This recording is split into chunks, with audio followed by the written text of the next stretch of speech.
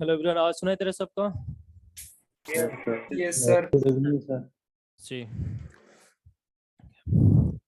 सो last class में हमने आपको बताया था कि चार्ज कैरिंग स्टेट हुआ है और उस वायर से परपेंडिकुलर डिस्टेंस आर पे इलेक्ट्रिक फील्ड कैसे फाइंड आउट करना है, डिफरेंट केसेस हमने सॉल्व किया।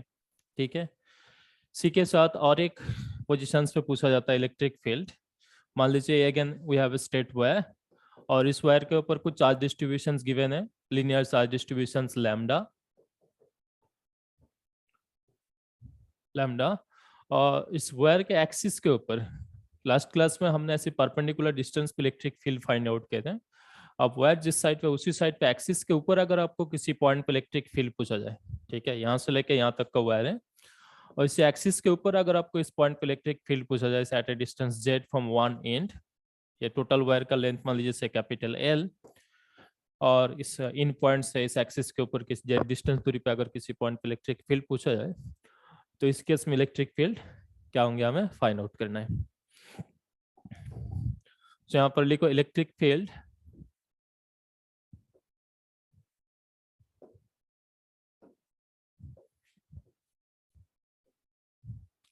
on the axis of a charge carrying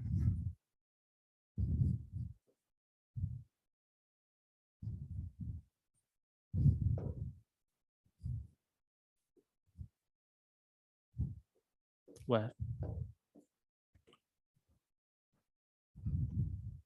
ठीक है, सो यहाँ पर भी देखो जो चार्ज है कंटिन्यूस चार्ज डिस्ट्रीब्यूशंस गिवन है हमें, है ना, पूरे वायर के ऊपर यूनिफॉर्मली चार्ज डिस्ट्रीब्यूशन गिवन है एंड लेंथ के ऊपर डिस्ट्रीब्यूटेड है। तो इस लीनियर चार्ज डिस्ट्रीब्यूशन की वजह से किसी पॉइंट पे इलेक्ट्रिक फील्ड फाइंड आउट करने के लिए फर्स्ट हमें क्या करना है, we have to consider a elementary length. ठीक है, यहाँ पर एक एलिमेंटरी लेंथ कंसीडर किया हूँ। अब किस पॉइंट पे इलेक्ट्रिक फील्ड फाइंड आउट करना है, एक एक्सिस के ऊपर हमने एक पॉइंट कंसीडर कर लिया P। इस P पॉइंट इस वायर का इन पॉइंट से इस पॉइंट का डिस्टेंस है Z। हमने एलिमेंटल लेंथ कंसीडर किया यहाँ पे, तो यहाँ से डिस्टेंस अगर मान लेते से, अगर आपका मान लो से x हो, ठीक है, x एट एलिमेंटल लेंथ कितना है से मान लो dx। सो पर यूनिट लेंथ पे चार्ज अगर लैम्डा हो तो इस एलिमेंटल लेंथ के ऊपर चार्ज कितना होंगे, लैम्डा इंटू dx। अब एलिमेंटल लेंथ मतलब it is a very small length, so small length के ऊपर जो चार्ज है that will behave like as a point charge. तो इस पॉइंट चार्ज की वजह से अगर हम इस पॉइंट पे इलेक्ट्रिक फील्ड P पॉइंट पे देखें, so the electric field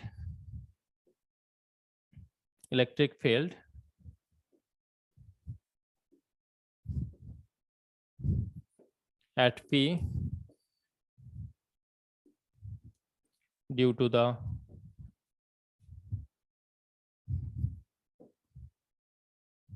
elementary length क्या होना चाहिए, इससे अगर से हम डी लिखें, सो डी इक्वल्स टू हम क्या लिखेंगे, lambda into d x divided by 1/4 pi epsilon not, and then यहाँ से ये डिस्टेंस का square, distance is x square. ठीक है, अब देखो ये पॉजिटिव चार्ज है तो इस चार्ज के वजह से इस पॉइंट पे इलेक्ट्रिक फील्ड का डायरेक्शन किस डायरेक्शन पे होंगे, टुवर्ड्स राइट और लेफ्ट, राइट राइट की तरफ होंगे। अब इसी एलिमेंटरी लेंथ हम यहाँ पर ना लेके अगर यहाँ पर भी कंसीडर करें तब भी इलेक्ट्रिक फील्ड का डायरेक्शन किस डायरेक्शन पे रहेंगे, राइट की तरफ ही रहेंगे। सो यहाँ पर चाहे हम एलिमेंटरी लेंथ किसी भी पॉइंट पे लें, इस P पॉइंट पे इलेक्ट्रिक फील्ड का डायरेक्शन हमेशा सेम ही रहेगा, है ना? Yes sir. तो इस केस में हमें क्या करना है, हमें अब net electric field find out करने के लिए डिकम्पोज व वेक्टर फॉर्म में लिखने का जरूरत नहीं है, सिंपली हम इससे इंटीग्रेट कर देंगे। ठीक है, इंटीग्रेट कर देंगे एंड इलेक्ट्रिक फील्ड का डायरेक्शन क्या होंगे, अगर यहाँ पर पॉजिटिव चार्ज हो तो इस साइड पे इलेक्ट्रिक फील्ड का डायरेक्शन इस बराबर होंगे। सो अब आपको इंटीग्रेट करना पड़ेंगे। सो इंटीग्रेट हम किस रीजन के ऊपर करेंगे, जहां पर चार्ज डिस्ट्रीब्यूटेड है। तो किस रीजन पे चार्ज डिस्ट्रीब्यूटेड है, यहाँ से लेके यहाँ तक इस रीजन पे चार्ज डिस्ट्रीब्यूशन है। सो इस पॉइंट पे एक्स का वैल्यू क्या लिखोगे, हमने यहाँ से डिस्टेंस माना एक्स, है ना, एलिमेंटल लेंथ का, तो यहाँ से चार्ज डिस्ट्रीब्यूट है तो इस पॉइंट पे एक्स का वैल्यू क्या होंगे, जेड। इस पॉइंट पे Z plus L. So total wire के लिए नेट इलेक्ट्रिक फील्ड अगर आपका ई नेट हो तो इसके लिए हम क्या करेंगे, जेड से लेके जेड प्लस एल तक इसे इंटीग्रेट करो। सो आपको क्या मिलेंगे, lambda divided by 4 pi epsilon naught and dx divided by x square. So 1 by x square का इंटीग्रेशन क्या होगा? minus 1 by minus x 1 by minus x. का x square. Yes. x square minus 1 by x and यहाँ पर upper limit और lower limit put करके देखें क्या आएगा value. So lambda divided by 4 pi epsilon naught and then this will give 1 by z minus 1 by z plus l. ठीक है, इसे थोड़े से और सिंप्लीफाई कर लो तो न्यूमेटर जो है ये होगा lambda into L divided by 4 pi epsilon naught z into z plus l. ठीक है, ये होंगे आपका electric field and electric field का डायरेक्शन अगर इस साइड पे हो इस डायरेक्शन पे होंगे और इस इंच से अगर z डिस्टेंस दूरी पे हो तब किस डायरेक्शन पे होंगे? टुवर्ड्स लेफ्ट की तरफ होंगे यहाँ पे. ठीक है, so axial point electric field Z distance दूरी पे अगर हमें फाइंड आउट करने बोले टोटल लेंथ अगर एल हो तो क्या लिखोगे? Lambda L divided by 4 pi epsilon naught Z into Z plus L. और अगर परपेंडिकुलर डिस्टेंस पे हो डिपेंडिंग अपन की इनफाइनाइट लेंथ है कि फाइनाइट लेंथ है, पॉइंट बाइसेक्टर ऊपर की नहीं, वो हम लास्ट क्लास में डिस्कस किया था, उससे आप फाइंड आउट कर लोगे. ठीक है, सो ये था कुछ लीनियर चार्ज डिस्ट्रीब्यूशंस के लिए जो एटलीस्ट आपको पता होना चाहिए जो हमारे सिलेबस के अंदर है. ठीक है, अब नेक्स्ट जो हमें डिस्कस करना है that is electric field due to surface charge distribution.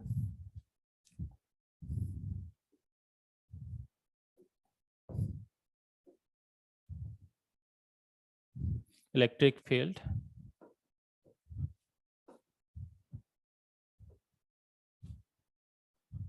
due to surface charge distribution.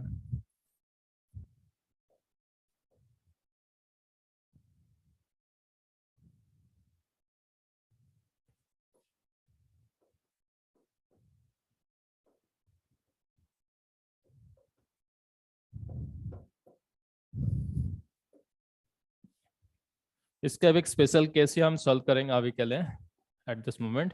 सो यहाँ पर हम क्या सॉल्व करें? एक प्रॉब्लम सॉल्व करेंगे क्या इलेक्ट्रिक फील्ड, जैसे हमने सर्कुलर रिंग के ऊपर इलेक्ट्रिक फील्ड फाइंड आउट किया, रिंग में लीनियर चार्ज डिस्ट्रीब्यूशन था. Same if have a circular disc and if it thin disc तो सरफेस के ऊपर चार्ज डिस्ट्रीब्यूशन रहेगा. तो सर्कुलर डिस्क के ऊपर एक्सिस के ऊपर किसी पॉइंट पे अगर इलेक्ट्रिक फील्ड पूछा जाए तो हम कैसे फाइंड आउट करेंगे हम देखेंगे. सो यहाँ पर लिखो इलेक्ट्रिक फील्ड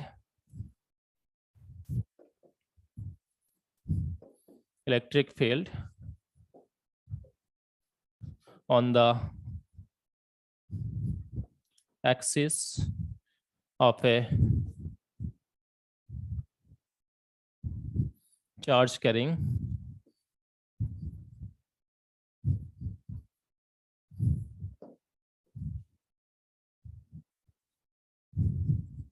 circular disk.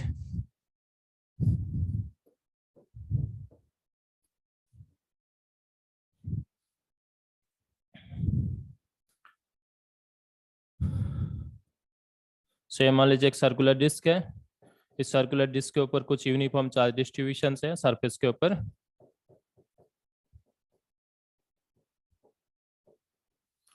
सो इस डिस्क के एक्सिस के ऊपर अगर हमें किसी पॉइंट पे इलेक्ट्रिक फील्ड पूछा जाए, एक्सिस के ऊपर किसी पॉइंट पे अगर हमें इलेक्ट्रिक फील्ड पूछा जाए तो इस इलेक्ट्रिक फील्ड का वैल्यू क्या होंगे और जेड के साथ कैसी वेरिएशन होंगे हमें फाइंड आउट करना है यहाँ पे. ठीक है, इसका भी कुछ स्पेशल केस हम देखेंगे. अगर हम यहाँ पे आर का वैल्यू इनफाइनाइट करें तब कैसी बिहेव करेंगे इलेक्ट्रिक फील्ड. ऐसा प्लेट का रेडियस अगर हम इनफाइनाइट कर दे इसका मतलब क्या होगा? It will behave like infinite plane. तो उस टाइम पे इलेक्ट्रिक फील्ड का वेरिएशंस क्या होंगे हम देखेंगे. एंड डिस्टेंस अगर जेड के आर के रिस्पेक्ट में काफी ज्यादा हो that time this disc will behave like as a point charge. तो इलेक्ट्रिक फील्ड का वेरिएशन पॉइंट चार्ज की तरफ होना चाहिए. सो ये कुछ स्पेशल केस हम यहाँ पर देखेंगे. तो इसके लिए सबसे पहले जो है एक सर्कुलर डिस्क यहाँ पे बना लीजिए. ऐसे ये मान लीजिए आपका एक सर्कुलर डिस्क है एंड ये एक्सिस है. इस एक्सिस के ऊपर हमें किसी पॉइंट पे इलेक्ट्रिक फील्ड फाइंड आउट करना है. सो एक्सिस मान लीजिए एक्सिस के ऊपर यहाँ पर एक पॉइंट है, ये मान लीजिए से जेड एक्सिस है. इस सर्कल का जो सेंटर है, डिस्क का जो सेंटर है, ये मान लीजिए ओरिजिन, ये मान लीजिए से वाई एक्सिस, ये एक्स एक्सिस और जेड एक्सिस. सो जेड एक्सिस के ऊपर किसी पॉइंट पे हमें इलेक्ट्रिक फील्ड फाइंड आउट करना है. तो जेड एक्सिस के ऊपर कोई भी एक पॉइंट अगर हम कंसीडर करें, सेंटर से डिस्टेंस अगर जेड हो, तो इस पॉइंट का कोऑर्डिनेट हम क्या लिखेंगे, 0 0 जेड। ठीक है, 0 0 जेड। एंड अब चार्ज जो है, चार्ज अगर सरफेस के ऊपर डिस्ट्रीब्यूटेड है और इस सरफेस चार्ज डेंसिटी अगर मान लीजिए जैसे सिग्मा हो, तो हमें इस पॉइंट पे इलेक्ट्रिक फील्ड फाइंड आउट करने के लिए फर्स्ट स्टेप हमें क्या करना पड़ेगा, we have to consider elementary area. So elementary area consider करने के लिए इस डिस्क के ऊपर एक पॉइंट कंसीडर कर लो, ये पॉइंट है, सेंटर से इस पॉइंट का डिस्टेंस मान लीजिए जैसे स्मॉल आर, और ये आर वेक्टर जो है इस पॉजिटिव एक्स एक्सिस के साथ जो एंगल बना है उस एंगल का वैल्यू मान लीजिए जैसे 5। ठीक है, सो इस पॉइंट का कोऑर्डिनेट पोलर कोऑर्डिनेट पे लिखोगे तो क्या लिखोगे, आर 5। एंड रेक्टेंगुलर कोऑर्डिनेट पे अगर हम लिखने चाहे तो क्या लिखोगे, r cos 5 r sin 5 into, sorry into बोला, एंड जेड का वैल्यू क्या होंगे यहाँ पे, 0 ठीक है, जेड का वैल्यू होंगे 0। अब देखो 2D पोलर कोऑर्डिनेट पे इस पॉइंट के अराउंड पे अगर हम एक एलिमेंटरी एरिया कंसीडर करने चाहे तो इस एलिमेंटरी एरिया क्या लिखोगे, R D5 हाँ। सो 2D पोलर कोऑर्डिनेट पे अगर हम एक एलिमेंटरी एरिया कंसीडर करें तो इससे हम क्या लिखेंगे, आर D5। ठीक है, R D5। So elementary area मतलब it will be very small area, तो इस स्मॉल एरिया के ऊपर जो चार्ज होंगे इसके साथ अगर हमें मल्टीपल कर दें, so this will be like as a point charge. तो इस चार्ज की वजह से अगर हमें इस पॉइंट पे इलेक्ट्रिक फील्ड फाइंड आउट करना हो तो नेक्स्ट स्टेप में हमें क्या करना पड़ेंगे, इस पॉइंट का डिस्टेंस फाइंड आउट करना पड़ेंगे। सो यहाँ से डिस्टेंस अगर हम वेक्टर फॉर्म में लिखने चाहे तो ये जो वेक्टर होंगे इस वेक्टर का वैल्यू क्या लिखोगे, इस टाइम उससे कैपिटल आर लिखे, आर डैश कर दो, capital R is radius of this circular disc, तो इसे आर डैश लिख रहा हूँ मैं, आर डैश। इस r dash vector equals to क्या लिखोगे, minus r cos theta I cap minus r cos minus phi r I sin cap theta k cap minus plus r z sin k cap. theta I cap plus z। हाँ, so basically हमें इस point के respect में इस point का position vector लिखना है। ठीक है, तो इसका एक्स कोऑर्डिनेट माइनस इसका x coordinate into i cap, इसका वाई कोऑर्डिनेट माइनस इसका y coordinate into j cap, and इसका जेड कोऑर्डिनेट माइनस इसका z coordinate into j cap. And इस आर का अगर आप मैग्नीट्यूड फाइंड आउट करोगे, सो ये आर वेक्टर होंगे minus r cos phi i cap minus r sin phi j cap and z k cap. And magnitude लिखोगे, magnitude क्या होंगे इसका, root r square plus Z square. Sorry not capital R, यहाँ पर क्या होना चाहिए, स्मॉल आर होना चाहिए क्योंकि डिस्टेंस है।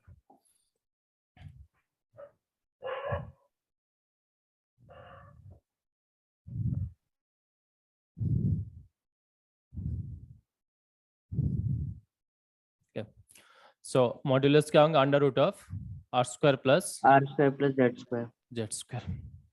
ठीक है, सो अब जो हम इस एलिमेंटरी एरिया हमने कंसीडर किया इसके वजह से 0 0 जेड पॉइंट, इसे अगर हमसे पी पॉइंट मान लें तो इस पी पॉइंट पे इलेक्ट्रिक फील्ड क्या होंगे, so the electric field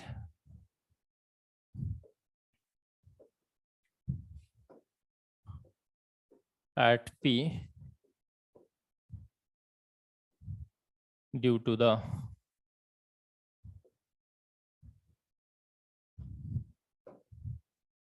elementary part, से अगर हमसे D वेक्टर लिखे, सो वेक्टर फॉर्म में लिख रहा हूँ, तो वेक्टर फॉर्म में लिखने के लिए हमें क्या करना पड़ेगा, 1/4 पाई एप्सिलॉन नॉट, देन इस एलिमेंटरी लेंथ के एलिमेंटरी एरिया के ऊपर चार्ज, तो sigma into r D r d phi divided by यहाँ से इस डिस्टेंस का क्यूब, सो आर प्राइम का क्यूब करोगे तो क्या आएगा, r square plus Z square whole to the power 3/2 into r vector, r prime vector equals to क्या आएंगे यहाँ पे, minus r cos phi i cap minus r sin phi j cap plus z k cap. ठीक है, ये आपका इस elementary part के वजह से इलेक्ट्रिक फील्ड हो गया। अब हमें क्या है, we have to find out this electric field. यहाँ पे कैपिटल आर कैपिटल ले लिए हैं, स्मॉल होगा ना सर। हाँ सारे स्मॉल आ रही, तो अच्छा हाँ स्मॉल आर। ठीक है, अब हमें क्या करना है, पूरे कंप्लीट डिस्क के वजह से हमें इलेक्ट्रिक फील्ड फाइंड आउट करना पड़ेंगे, तो हमें इसे इंटीग्रेट करना पड़ेंगे थ्रू आउट द डिस्क, पूरे डिस्क के सरफेस के ऊपर इसे इंटीग्रेट करना पड़ेंगे। सो पूरे डिस्क के सरफेस के ऊपर इंटीग्रेट करने के लिए यहाँ पे स्मॉल आर का लिमिट क्या लिखोगे, अगर से इस डिस्क का रेडियस मान लो कैपिटल आर हो तो इस आर का लिमिट क्या लिखोगे, 0 to Zero capital to R, R. Capital R. हाँ, और फाई का लिमिट क्या होगा, 0 टू, 0 to 2 pi. 2 pi. यहाँ पर लिखो नेट इलेक्ट्रिक फील्ड, अगर आपका से ई हो, सो जेड एक्सिस के ऊपर नेट इलेक्ट्रिक फील्ड, जो इलेक्ट्रिक फील्ड का वैल्यू क्या होगा, E is equals to 1/4 pi epsilon naught, and then sigma is constant, you can write it outside, and उसके बाद R का limit 0 to capital R, and phi का limit होंगे 0 to 2 pi, and यहाँ पे R square cos phi I cap minus R square sin phi j cap plus z into R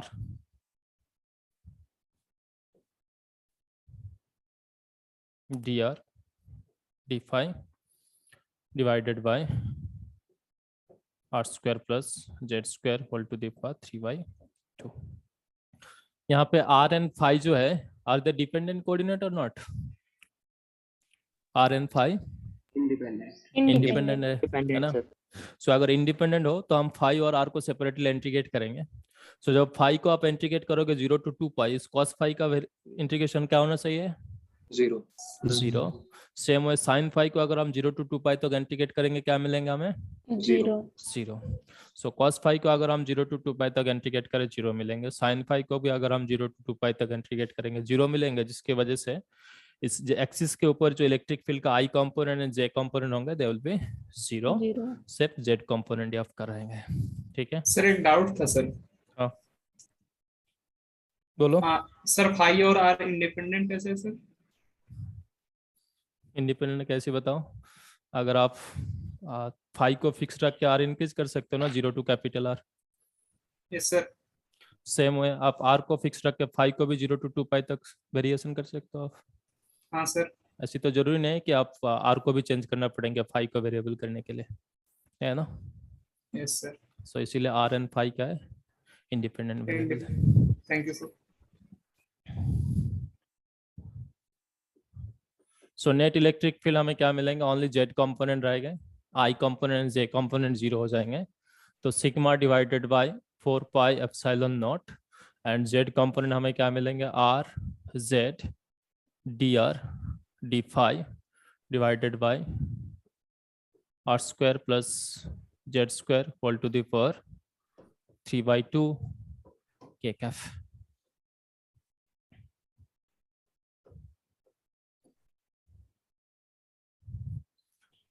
तो पहले आप 5 टर्म को अगर इंटीग्रेट करोगे, यहाँ पर कोई भी टर्म 5 का फंक्शन नहीं है, तो डी फाई का इंटीग्रेशन क्या होंगे, 2 पाई, एंड 2 पाई इसके साथ अगर आप कैंसिल आउट करोगे तो आपको क्या मिलेंगे, यहाँ पे sigma divided by 2 epsilon naught. Sigma ही लिखा था ना, सिग्मा नॉट लिखा है, सिग्मा नॉट,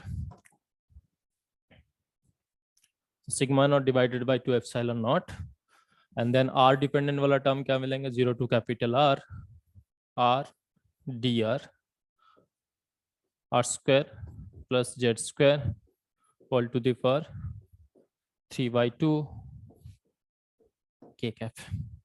ठीक है, ये होंगे आपका इलेक्ट्रिक फील्ड। सर एक बार पीछे वाले पेन चाहिए। हाँ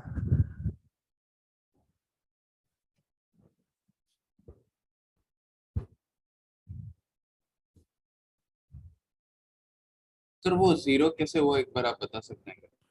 cos फाई को अगर आप 0 टू 2 पाई तक इंटीग्रेट करोगे, देखो क्या होंगे, yes sir, yes sir, yes sir, समझ गया, 0 आएगी ना।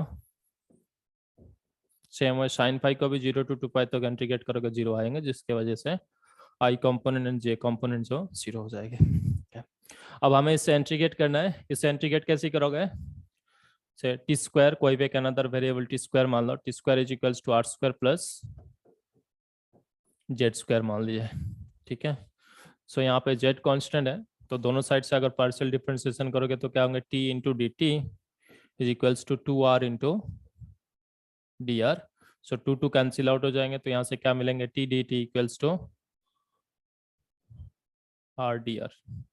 ठीक है, सो यहाँ पे वैल्यू पुट करोगे, r D r divided by r square plus Z square whole to the power 3/2। So r D r के रेस्पेक्ट में हम क्या रिप्लेस करेंगे, इसे टी इंटू डी टी से, एंड इस टर्म को हम टी स्क्वायर मान के रखा है, तो ये क्या होंगे, टी क्यूब। सो ये कैंसिल आउट हो जाएंगे, 1/t स्क्वायर होगा। सो 1/t स्क्वायर का इंटीग्रेशन क्या होंगे, -1/t। अब t का वैल्यू पुट कर दोगे तो क्या मिलेंगे, under root of are square plus Z square. ठीक है, सो ये जो टर्म है, इस टर्म का इंटीग्रेशन क्या होंगे, 1 - 1/अंडर root of are square plus Z square. So उसका वैल्यू यहाँ पे पुट कर दीजिए, sigma naught divided by 2 epsilon naught and then 1 by minus under root of r square plus z square। तो यहाँ पे limit- एक जेड और आएगा। Yes, sir. हाँ numeric z one. भी रहेगा यहाँ पे, z 0 to capital R।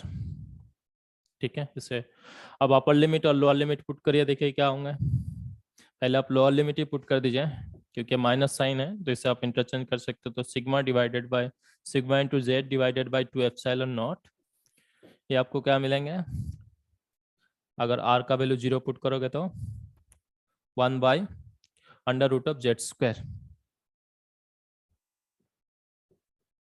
Minus 1 by under root of are square plus Z square. ठीक है, ये मिलेंगे आपका इलेक्ट्रिक फील्ड। सो चाहे देखो यहाँ पे z का वैल्यू आप कुछ भी पुट करो, है ना, ये जेड स्क्वायर का वैल्यू हमेशा क्या होंगे, पॉजिटिव आएगा ना। Yes sir. Yes, sir. सो जब आप इससे अंडर रूट से बाहर निकलोगे, लिखोगे तो क्या लिखोगे, मॉड लिखना पड़ेगा आपको, यस सर। है ना। सर वो एक माइनस का टर्म है, वो माइनस इस माइनस की वजह से देखो, पहले आप अपर लिमिट पुट करोगे तो क्या होंगे, minus sir. Of this, and then एक Okay. नेगेटिव साइन आता है, तो इसके वजह से मैंने पहले लोअर वैल्यू पुट कर दिया, उसके बाद अपर वैल्यू पुट किया। ठीक है, okay sir. Sir limit change नहीं होगी क्या, अगर एजम्पशन हम रखें तो लिमिट को बदलनी चाहिए ना। हाँ लिमिट चेंज कर दो। ठीक है, sigma naught divided by 2 epsilon not, और यहाँ पर देखो इससे अगर हम मॉड जेड लिखें, सो इस जेड और इस जेड कैंसिल आउट हो जाएंगे, तो इसको मैं इस तरीके से लिख रहा हूँ कि z divided by mod of z minus z divided by under root of Z square plus are square into k cap. ठीक है, क्या होंगे इलेक्ट्रिक फील्ड। अब मॉड जेड का मतलब क्या है, z is plus z when z greater than 0 and z is equals to minus z when z less than 0। ठीक है, ये होंगे बेसिकली ये वाला जो टर्म है, इस टर्म को हमेशा हमें क्या लिखना है, पॉजिटिव लिखना है। ठीक है, चाहे z का वैल्यू आप पॉजिटिव पुट करो और नेगेटिव पुट करो। So when z is greater than 0, तब यहाँ पे देखो इलेक्ट्रिक फील्ड क्या होंगे, sigma divided by 2 epsilon not. z अगर ग्रेटर देन 0 तो स्मॉल z का वैल्यू क्या लिखोगे, प्लस z, तो इस Plus plus z. z plus z cancel out हो जाएंगे, तो क्या मिलेंगे 1 minus z divided by under root of Z square plus are square into K cap. So this is for z greater than 0, मतलब ये आपका अगर डिस्क के अबव साइड पे है ना, z greater than 0, and below the disc क्या होंगे, sigma divided by 2 epsilon not, है ना, अप साइड पे z 0, उसके बाद 1 2 3 4 पॉजिटिव होगा, बिलो में क्या होगा, z नेगेटिव होगा। तो जब z लेस देन 0 तब z का वैल्यू नेगेटिव पुट करोगे, यहाँ पे माइनस z पुट करोगे तो क्या होंगे, यहाँ पे 1 plus -1 हो जाएगा, -1 and then minus z divided by under root of Z square plus square into k cap. So आप देखो इन दोनों टर्म से अगर मैं माइनस कॉमन ले लूँ तब क्या होंगे, प्लस हो जाएगा यहाँ पे, और इसका डायरेक्शन हो जाएगा माइनस के कैफ और जेड लेस देन 0। ठीक है। सो जब आप यहाँ पे न्यूमेरिकल वैल्यू पुट करोगे, क्या वैल्यू पुट करोगे? Z equals to z greater than 0, मतलब जेड का वैल्यू क्या पुट करोगे? न्यूमेरिकल वैल्यू क्या पुट करोगे? 1 2 3 4 5 6 7 ऐसे पुट करोगे, है ना? एंड जैसे आप जेड का वैल्यू इंक्रीज करते जाओगे, इस वाले टर्म का वैल्यू क्या होगा? इंक्रीज होगा, डिक्रीज होगा? डिक्रीज। नो सर, इंक्रीज होगा। इंक्रीज टोटल होंगे, वैल्यू डिक्रीज होगा, ठीक ऊपर है। वाला ये इंक्रीज हो जाएंगे, तो जिसके वजह से इस वाला टर्म जो धीरे धीरे डिक्रीज होंगे। और जेड लेस देन 0 मतलब बिलो साइड पर जेड का न्यूमेरिकल वैल्यू क्या पुट करोगे? माइनस -1 -2 -3 पुट करोगे। तो जिसके वजह से यहाँ पर भी देखो क्या होंगे, ये वाला टर्म नेगेटिव ही होगा ना अल्टीमेटली। सो ये भी क्या होंगे? 1 से सब्ट्रैक्ट होंगे। तो दोनों साइड पे जो इलेक्ट्रिक फील्ड का नेचर होंगे, चाहे Z greater than 0 Z less than 0 same ही रहेगा। सिर्फ क्या चेंजेस होंगे? जेड ग्रेटर देन 0 पे इलेक्ट्रिक फील्ड पॉजिटिव के के बराबर होगा, Z less than 0 below side पे क्या होंगे? माइनस के बराबर होंगे। ठीक है। ठीक है। एंड अगर हम जेड इक्वल्स टू 0 पुट करें यहाँ पे ऑन द सरफेस, तब इलेक्ट्रिक फील्ड का वैल्यू क्या होंगे? सर वहां पे z लेस देन 0 के लिए माइनस क्यों पुट? आपने हमने तो माइनस z ऑलरेडी कंसीडर कर लिया है ना। यहाँ पे सिर्फ मॉड का वैल्यू हमने पुट किया, यहाँ पे जेड का वैल्यू तो जेड ही लिखा हूं ना मैं। ये जो जेड है, जेड जेड ही लिखा था ना। ये सर पर वो प्लस लिखे ना आप, वहां पे 1 प्लस z पर रूट ओवर z पर लिखे ना आप, पर तो आपने माइनस z ऑलरेडी कंसीडर कर लिया है सर। मान माइनस जेड इस मॉड के वजह से हमने लिखा था माइनस जेड, यहाँ पर मॉड लिखा है ना। चाहे जेड का वैल्यू पॉजिटिव हो नेगेटिव हो, इस वाला टर्म को हमेशा क्या होना चाहिए? पॉजिटिव होना चाहिए। यस सर, सो इसको पॉजिटिव करने के लिए मैंने माइनस जेड लिखा था यहाँ पे। Yes sir. वन सिर्फ जेड इज लेस वो देन प्लस 0। हो गया 1 प्लस। हाँ, बट ये जो जेड था, जो वेरिएबल जेड है, ये तो आपका पॉजिटिव लिया गया था ना। जो हमने यहाँ पर लिखा वही लिखा है यहाँ पर भी। अब आपको इस कंडीशंस के ऊपर डिपेंड करके वैल्यू लिखना पड़ेंगे। If z is greater than 0 तब आप पॉजिटिव वैल्यू पुट करोगे, जेड इज लेस देन 0 तब आप नेगेटिव वैल्यू पुट करोगे यहाँ पे। तो मतलब मेरे को वो प्लस साइन कैसे चेंज हुआ समझ में नहीं आया। 1 माइनस जेड बाय रूट और जेड स्क्वायर लिखा और वहां पे नेक्स्ट लाइन में 1 plus z by root z square plus. यहाँ पर ये मॉड जेड था ना। Yes sir. तो Yes, मॉड sir. जेड जब जेड लेस देन 0 क्या होंगे तब इसका वैल्यू? Minus z. Minus z. और यहाँ पर जेड जेड ही रहेगा, तो -1 आएगा ना। -1 होगा। कॉमन और यहाँ पर भी माइनस पहले से ही था, है ना। यहाँ पर भी माइनस था तो माइनस लिख दे गया है। Yes sir. अब इन दोनों माइनस को अगर हम कॉमन लेके यहाँ पर लिख लें, तो ये दोनों माइनस क्या हो जाएगा? अब प्लस हो जाएगा ना। Yes sir. Sir z minus है तो z माइनस होगा और मॉड्यूलस का भी माइनस, तो माइनस माइनस प्लस। हम सिर्फ मॉड के वजह से डेफिनेशन लिख रहा हूँ, चाहे इस केस में मैं जेड का कुछ भी वैल्यू पुट नहीं कर रहा हूँ, बस Z greater than 0 Z less than 0 सिर्फ मॉड का वैल्यू चेंजेस होंगे। अब जब आप वैल्यू पुट करोगे यहाँ पे जेड ग्रेटर देन 0 पे आप क्या पुट करोगे? पॉजिटिव वैल्यू पुट करोगे। और जेड लेस देन 0 पे आप क्या वैल्यू पुट करोगे? नेगेटिव वैल्यू पुट करोगे। सो ये टर्म ऑटोमेटिकली नेगेटिव हो जाएंगे। एंड जेड ग्रेटर देन 0 पे टर्म पॉजिटिव होंगे, बट इसके सामने के नेगेटिव साइन मल्टीपल हुए हैं तो ये नेगेटिव होंगे। तो एक बार लास्ट स्लाइड दिखा दीजिए।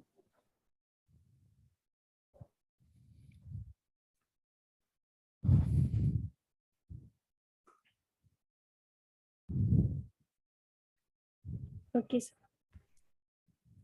सो आप अगर हम दो ऑब्जर्वर है, मान लीजिए ये आपका डिस्क है, कोई observer below of the plane से ऑब्जर्व करें और above of the plane observe करें, तो दोनों के लिए z इक्वल्स टू 0 में इलेक्ट्रिक फील्ड सेम होगा क्या? यस z इक्वल्स टू 0 पे अगर आप यहाँ पर भी 0 पुट करो, यहाँ पर भी 0 पुट करो, क्या डिफरेंस होगा? डायरेक्शन का सेम होगा। डायरेक्शंस का डिफरेंट हो जाएगा, है ना। यहाँ पर देखो के कैप डायरेक्शंस पे होंगे और यहाँ पर क्या होंगे? माइनस माइनस के पे होंगे। सो z इक्वल्स टू 0 पे इलेक्ट्रिक फील्ड का वैल्यू हम क्या लिखेंगे? Sigma divided by 2 epsilon naught plus minus के कैप। बस सिंपली यहाँ पर के कैप लिखो for z greater than 0। z greater than 0 side से अगर हम देखें तो ये होंगे sigma by 4 pi epsilon naught K cap and sigma by 2 epsilon naught minus के कैप होंगे फॉर z लेस देन 0। ठीक है। z लेस देन 0 से अगर हम देखें, बैक से बिलो से देखें, इलेक्ट्रिक फील्ड होंगे माइनस डायरेक्शंस पे, अबव क्या होंगे? प्लस डायरेक्शंस पे होंगे। बट मैग्नीट्यूड अगर हम देखें, मैग्नीट्यूड क्या होंगे दोनों पर Same. सेम ही होंगे सरफेस के ऊपर, ठीक है। But electric field vector quantity है तो हमें डायरेक्शंस के साथ देखना है। तो z इक्वल्स टू 0 प्लेन पे इलेक्ट्रिक फील्ड कंटीन्यूअस होंगे कि डिसकंटीन्यूअस होंगे? Discontinuous. डिसकंटीन्यूअस होगा, है ना। और डिसकंटीन्यूअस क्यों हो रहा है? क्योंकि हम ऑलरेडी जानते हैं किसी पॉइंट पे अगर चार्ज पार्टिकल रहा है ना, अगर एक पॉइंट चार्ज पार्टिकल रहा है, उस जिस पॉइंट पे चार्ज पार्टिकल है उस पॉइंट पे इलेक्ट्रिक फील्ड का वैल्यू कितना होना चाहिए? 0. 0। Sorry. एक पॉइंट चार्ज के वजह से r डिस्टेंस पे इलेक्ट्रिक फील्ड क्या लगता हो? 1/4 का epsilon है, 1/r square r स्क्वायर। तो r का वैल्यू 0 पुट करोगे क्या होंगे? infinite आएगा। इनफाइनाइट Infinite आएगा। तो इसी के लिए जिस पॉइंट पे चार्ज है उस पॉइंट पे ये जो हमने डेफिनेशन लिखते हैं, चाहे पोटेंशियल हो चाहे एक पॉइंट चार्ज हो, एक्चुअली वैलिड नहीं है, ठीक है। उस पॉइंट को छोड़ के अदर पॉइंट पे है। तो जिसकी वजह से यहाँ पर भी देखो सर्कुलर डिस्क है। सो हम जब रिंग था, रिंग के जब पास कर रहा था, रिंग पे देखो चार्ज जो था वो लेंथ के ऊपर था, है ना, एक्सिस के ऊपर तो नहीं था, जिसकी वजह से इलेक्ट्रिक फील्ड कंटिन्यूअस था वहां पे। लेकिन डिस्क में जब हम कंसीडर कर रहे हैं, यहाँ पर जब हम एक्सिस से पास करेंगे हमें इस पॉइंट पे कुछ चार्ज मिलेगा ना एक्सिस के ऊपर। Yes sir. तो चार्ज जिस पॉइंट पे है उस पॉइंट पे इलेक्ट्रिक फील्ड क्या होंगे, जो हमने ये सब ये डिफाइन नहीं होता है, तो जिसकी वजह से हमें एक डिसकंटिन्यूटी जनरेट होते दिखाई देंगे यहाँ पे, ठीक है। अगर आप अभी हम थोड़ी देर बाद और एक क्वेश्चन सॉल्व करेंगे। इस सर्कुलर डिस्क में अगर आप इस जो एक्सिस है, एक्सिस के ऊपर अगर हम एक सर्कुलर होल बना दें, तब जो हमें इलेक्ट्रिक फील्ड मिलेंगे वो फिर से क्या होंगे? कंटिन्यूअस हो जाएंगे। क्योंकि जैसे हमने होल बना दिया मतलब हमने एक्सिस के ऊपर वहां से चार्ज हटा दिया है ना, तो हमें फिर से इलेक्ट्रिक फील्ड क्या मिलेंगे? कंटिन्यूअस मिल जाएगी तब, ठीक है। तो डिसकंटिन्यूअस क्यों हो रहा है, क्या बताओगे? जिस पॉइंट पे चार्ज है उस पॉइंट पे ये जो इलेक्ट्रिक फील्ड वैलिड नहीं होता है, ठीक है। हाँ, जिसके वजह से ये डिसकंटिन्यूटी जनरेट होता है। सो ये था z इक्वल्स टू 0 प्लेन पे। आप देखो क्या है कि अगर z जो है much much greater than r हो जाए। सर डिसकंटिन्यूटी का मतलब क्या है? चार्ज की डिसकंटिन्यूटी या फील्ड की? अब बताओ डिसकंटिन्यूटी का मतलब क्या है? कोई फंक्शन किसी पॉइंट पे डिसकंटिन्यूअस है, इसका मतलब क्या है? नहीं ठीक है, हमको लगा चार्ज के डिसकंटिन्यूअस होने की बात कर रहे हैं। क्या? हमको लगा चार्ज के डिसकंटिन्यूअस होने की बात कर रहे हैं। प्लेट चार्ज डिसकंटिन्यूअस कब बोला मैंने? से बोले ना चार्ज कि के वजह से जिस पॉइंट पे चार्ज है, यहाँ पर जो चार्ज है सर डिस्क के ऊपर, और हम जब एक्सिस से पास कर रहा हूँ, देखो उस पॉइंट पे कुछ चार्ज मिलेगा ना हमें डिस्क के ऊपर, एक्सिस के ऊपर। तो जिस पॉइंट पे चार्ज है उस पॉइंट पे हम इलेक्ट्रिक फील्ड क्या डिफाइन नहीं कर सकता हूँ ना। हाँ नहीं कर सकते। हाँ, तो उसी के वजह से एक्चुअली है डिसकंटिन्यूटी। सो ये था आपका केस 1। केस 1 पे हमने क्या देखा है कि z इक्वल्स टू 0 पे इलेक्ट्रिक फील्ड क्या होंगे? डिसकंटिन्यूअस होंगे। एंड अगर अमाउंट ऑफ डिसकंटिन्यूटी पूछा जाए कि तो क्या लिखोगे? Sigma upon epsilon naught. Epsilon not होंगे, ठीक है। अब सेकंड केस पुट कर रहा हूं कि if z is much much greater than r। Case 2, अगर z much much greater than r हो तब इलेक्ट्रिक फील्ड का वेरिएशन क्या होंगे? दोनों साइड पे सेम होंगे। अगर हमसे पॉजिटिव साइड पे ही देखें तो इस केस में इलेक्ट्रिक फील्ड का वैल्यू देखो कैसे वेरी करना चाहिए। Sigma divided by 2 epsilon naught 1 minus z divided by under root of z square plus r square, ये था। अब अगर z much much greater than r हो तो हम यहाँ से अगर z कॉमन ले लें तो हमें क्या मिलेंगे? Sigma divided by 2 epsilon naught 1 minus z। अगर कॉमन ले लोगे तो न्यूमरेटर डिनोमिनेटर में z क्या होंगे? कैंसिल आउट कर सकते हैं हम। तो और रिमेनिंग टर्म को हम क्या लिख सकते हैं? 1 by under root of 1 plus r square by z square. तो इससे अगर हम न्यूमरेटर में लेके जाए तो क्या लिखेंगे? 1 प्लस r by z की power z minus square half. Minus half, ठीक है। अब देखो if z is much much greater than r हो तो r डिवाइडेड बाय z का रेशियो क्या होंगे? मच मच ग्रेटर देन 1 और much much less than 1? Less than 1। ठीक है, लेस देन 1। सो अगर लेस देन 1 हो तो क्या इस फंक्शन को हम बाइनोमियल एक्सपेंशन कर सकता हूँ? Yes, sir. Yes, sir. Expansion कर सकते हैं। तो अगर आप देखो r बाय z का स्क्वायर जो है ये अगर मच मच लेस देन 1 हो तो इसका नेक्स्ट टर्म क्या आएंगे? इसका भी स्क्वायर आएगा, तो r to the power 4 by z to the power 4 that will also be very very small है ना, इससे भी और ज्यादा स्मॉल हो जाएंगे, जिसके वजह से अगर हम आगे वाला टर्म नेग्लेक्ट कर दें, सिर्फ फर्स्ट ऑर्डर तक ही कंसीडर करें, तो हमें क्या मिलेंगे यहाँ पे 1 माइनस, इस माइनस यहाँ पर मल्टीपल हो जाएंगे हाफ, तो ये होंगे 1, और इस माइनस मल्टीपल होंगे, यहाँ पर भी माइनस है तो हो जाएंगे plus 1/4 r square divided by z square. So ये 1 कैंसिल आउट हो जाएंगे। सो फाइनली आपको क्या मिल रहा है, देखो sigma not r square divided by 4 epsilon not z square, यही मिलेगा ना। Sigma not r square divided by 4 pi epsilon not. अब आप न्यूमरेटर और डिनोमिनेटर में पाई से मल्टीपल कर दीजिए, ठीक है। सो ये आपको क्या मिलेंगे, पाई r स्क्वायर इंटू सिग्मा, क्या मिलेंगे आपको, पाई r स्क्वायर क्या है, टोटल चार्ज जिसका रेडियस है, और उसके ऊपर टोटल चार्ज है सिग्मा नॉट, अगर हम मल्टीपल करते तो total charge. So total charge divided by 4 pi epsilon not z square मतलब चार्ज से उस पॉइंट का डिस्टेंस। सो ये कैसे बिहेव करेगी, it will behave like as a point charge, है ना। यही होना चाहिए। अगर एक सर्कुलर डिस्क यहाँ पर हो, आप देखो डिस्टेंस जितना इंक्रीज करोगे, यहाँ पर आपको डिस्क जैसी लग रहा है, बट जैसे आप डिस्टेंस इंक्रीज करोगे कैसे बिहेव कर रहा है, it will behave like as a point charge की तरह। सो यहाँ पर भी हम वही देख रहे हैं कि अगर हम ये आपका डिस्क हो और ये डिस्टेंस जो है, ये डिस्टेंस अगर काफी लार्ज हो compare to this radius, so large distance से अगर कोई ऑब्जर्वर ऑब्जर्व करें तो इस चार्ज डिस्ट्रीब्यूशन जो पॉइंट चार्ज की तरफ बिहेव करेगा, और इलेक्ट्रिक फील्ड कैसे बिहेव डिक्रीज होंगे 1/z स्क्वायर की तरफ डिक्रीज होंगे। एंड सर पाई से क्या मल्टीप्लाई किया डिवाइड किया? हाँ, न्यूमरेटर डिनोमिनेटर में दोनों में पाई से हम मल्टीपल और डिवाइड करते हैं, ठीक है। सर एक डॉट था। हाँ बोलो। सर केस 1 में इलेक्ट्रिक फील्ड डिस्टेंस पे डिपेंड नहीं कर रहा है, मतलब सर वो पॉसिबल कैसे, मतलब इन्फिनिट पे ले जाएं तब भी वही और नीचे रहें तब भी वही, मतलब सर इनफाइनाइट पे बस सर वो पॉसिबल कैसे है, एक ही जैसा हर एक जगह इलेक्ट्रिक फील्ड है, मतलब केस 1 में। कौन सा पॉसिबल है, ये वाला क्या यस बताऊं, ये तो z इक्वल्स टू 0 पे आपका जो इलेक्ट्रिक फील्ड होंगे वेरिएशन होगा, है ना। z इक्वल्स टू 0 पे मतलब Z जस्ट greater सरफेस के ऊपर, ये आपका डिस्क है जिसके इस साइड पे और इस साइड पे जब सरफेस के ऊपर इलेक्ट्रिक फील्ड का वेरिएशन ऐसे होंगे। जैसे जैसे आप डिस्टेंस इंक्रीज करते जाओगे, आपका इलेक्ट्रिक फील्ड जो है इस तरीके से वेरी करेंगे। जैसे जैसे आप z का वैल्यू इंक्रीज करते जाओगे, आप इसका वैल्यू कैलकुलेट करके देखना, इस वाला टर्म का वैल्यू धीरे धीरे इंक्रीज होगा, ठीक है। सो ये टर्म अगर इंक्रीज हो तो 1 माइनस ए है तो क्या होंगे, टोटल टर्म धीरे धीरे डिक्रीज होगा, है ना, डिक्रीज होंगे। एंड अगर आप लार्ज डिस्टेंस पे देखोगे, इलेक्ट्रिक फील्ड का जो वेरिएशन है ऑलमोस्ट 1/z स्क्वायर की तरफ हो जाएंगे, मतलब वो डिक्रीज होते होते जाएंगे। एंड इट इन्फिनिटी में इस डायरेक्शन पे अगर आप इन्फिनिट देखोगे, जब z का वैल्यू इनफाइनाइट पुट करोगे, इलेक्ट्रिक फील्ड क्या होंगे, 0 हो जाएगा, ठीक है। सो अगर हम यहाँ से इलेक्ट्रिक फील्ड का वेरिएशन ड्रॉ करें, मान लीजिए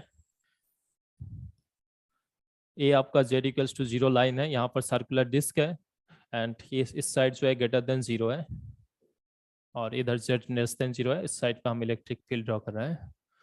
सो इलेक्ट्रिक फील्ड इस z ग्रेटर देन 0 पे देखोगे तो क्या होंगे, sigma by 2 epsilon naught k Kaif. उसके बाद धीरे धीरे इसका वैल्यू डिक्रीज होंगे, एंड कुछ देर बाद जाके इसका वैल्यू ऑलमोस्ट 0 हो जाएंगे इन्फिनिटी में। सेम इस साइड पे भी क्या होंगे, धीरे धीरे डिक्रीज होंगे, एंड z का वैल्यू जब आप माइनस इन्फिनिटी पुट करोगे, यहाँ पर भी इलेक्ट्रिक फील्ड ऑलमोस्ट 0 हो जाएंगे। सो z इक्वल्स टू 0 पे इलेक्ट्रिक फील्ड क्या होंगे, डिसकंटिन्यूअस होंगे यहाँ पे, ठीक है, डिसकंटिन्यूअस होंगे। okay. और एक केस है यहाँ पे कि अगर हम इस सर्कुलर जो रेडियस डिस्क है, इस डिस्क का रेडियस को अगर हम केस 3 इस r का वैल्यू जो है, r का वैल्यू अगर हम इन्फिनिटी पुट करें तब क्या होंगे, r का वैल्यू अगर हम इनफाइनाइट कर दे क्या होंगे, xy प्लेन पे मान लो से सर्कुलर डिस्क है, उस सर्कुलर डिस्क का वैल्यू अगर हम इनफाइनाइट कर दे रेडियस, तो मतलब क्या होंगे, x का वैल्यू माइनस इन्फिनिटी से लेके प्लस इन्फिनिटी तक वेरी करेंगे, एंड y का वैल्यू भी क्या होंगे, माइनस इन्फिनिटी से लेके प्लस इन्फिनिटी तक वेरी करेंगे। तो इसका मतलब क्या होंगे, it will behave like as a infinite plane. So यहाँ पे x ये अगर आपका y हो तो y वेरी करेंगे minus infinity to plus infinity, x भी वेरी करेंगे minus infinity to plus infinity. तो इस केस में अबव द प्लेन और बिलो द प्लेन अगर किसी पॉइंट पे हम इलेक्ट्रिक फील्ड फाइंड आउट करने चाहें, किसी भी पॉइंट पे है ना, तो इलेक्ट्रिक फील्ड का वैल्यू देखो क्या होंगे, E इक्वल्स टू क्या मिलेंगे हमें, sigma divided by 2 pi epsilon naught 1 minus z divided by under root of Z square plus are square. अब अगर r का वैल्यू इनफाइनाइट पुट करोगे तो इस वाला टर्म का वैल्यू क्या होंगे, 0 जीरो हो जाएंगे, है ना, 0 हो जाएंगे। तब इलेक्ट्रिक फील्ड का वैल्यू क्या होगा, sigma divided by 2 epsilon naught. Epsilon naught.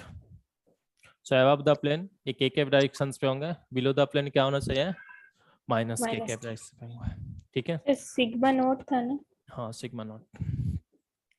सो जैसे हमने इस प्लेन का, इस सर्कुलर डिस्क का रेडियस जो है, रेडियस अगर हम इनफाइनाइट कर दें, तब ये जो इलेक्ट्रिक फील्ड है, इलेक्ट्रिक फील्ड जेड इंडिपेंडेंट हो जाएंगे। हर पॉइंट पे इलेक्ट्रिक फील्ड का वैल्यू हमें क्या मिलेंगे, मैग्नीट्यूड अगर हम देखें क्या मिलेंगे, सेम मिलेंगे। और डायरेक्शंस अगर हम अबव द प्लेन देखें वो अप डायरेक्शंस पे होंगे, below the plane downward directions पे होंगे, ठीक है।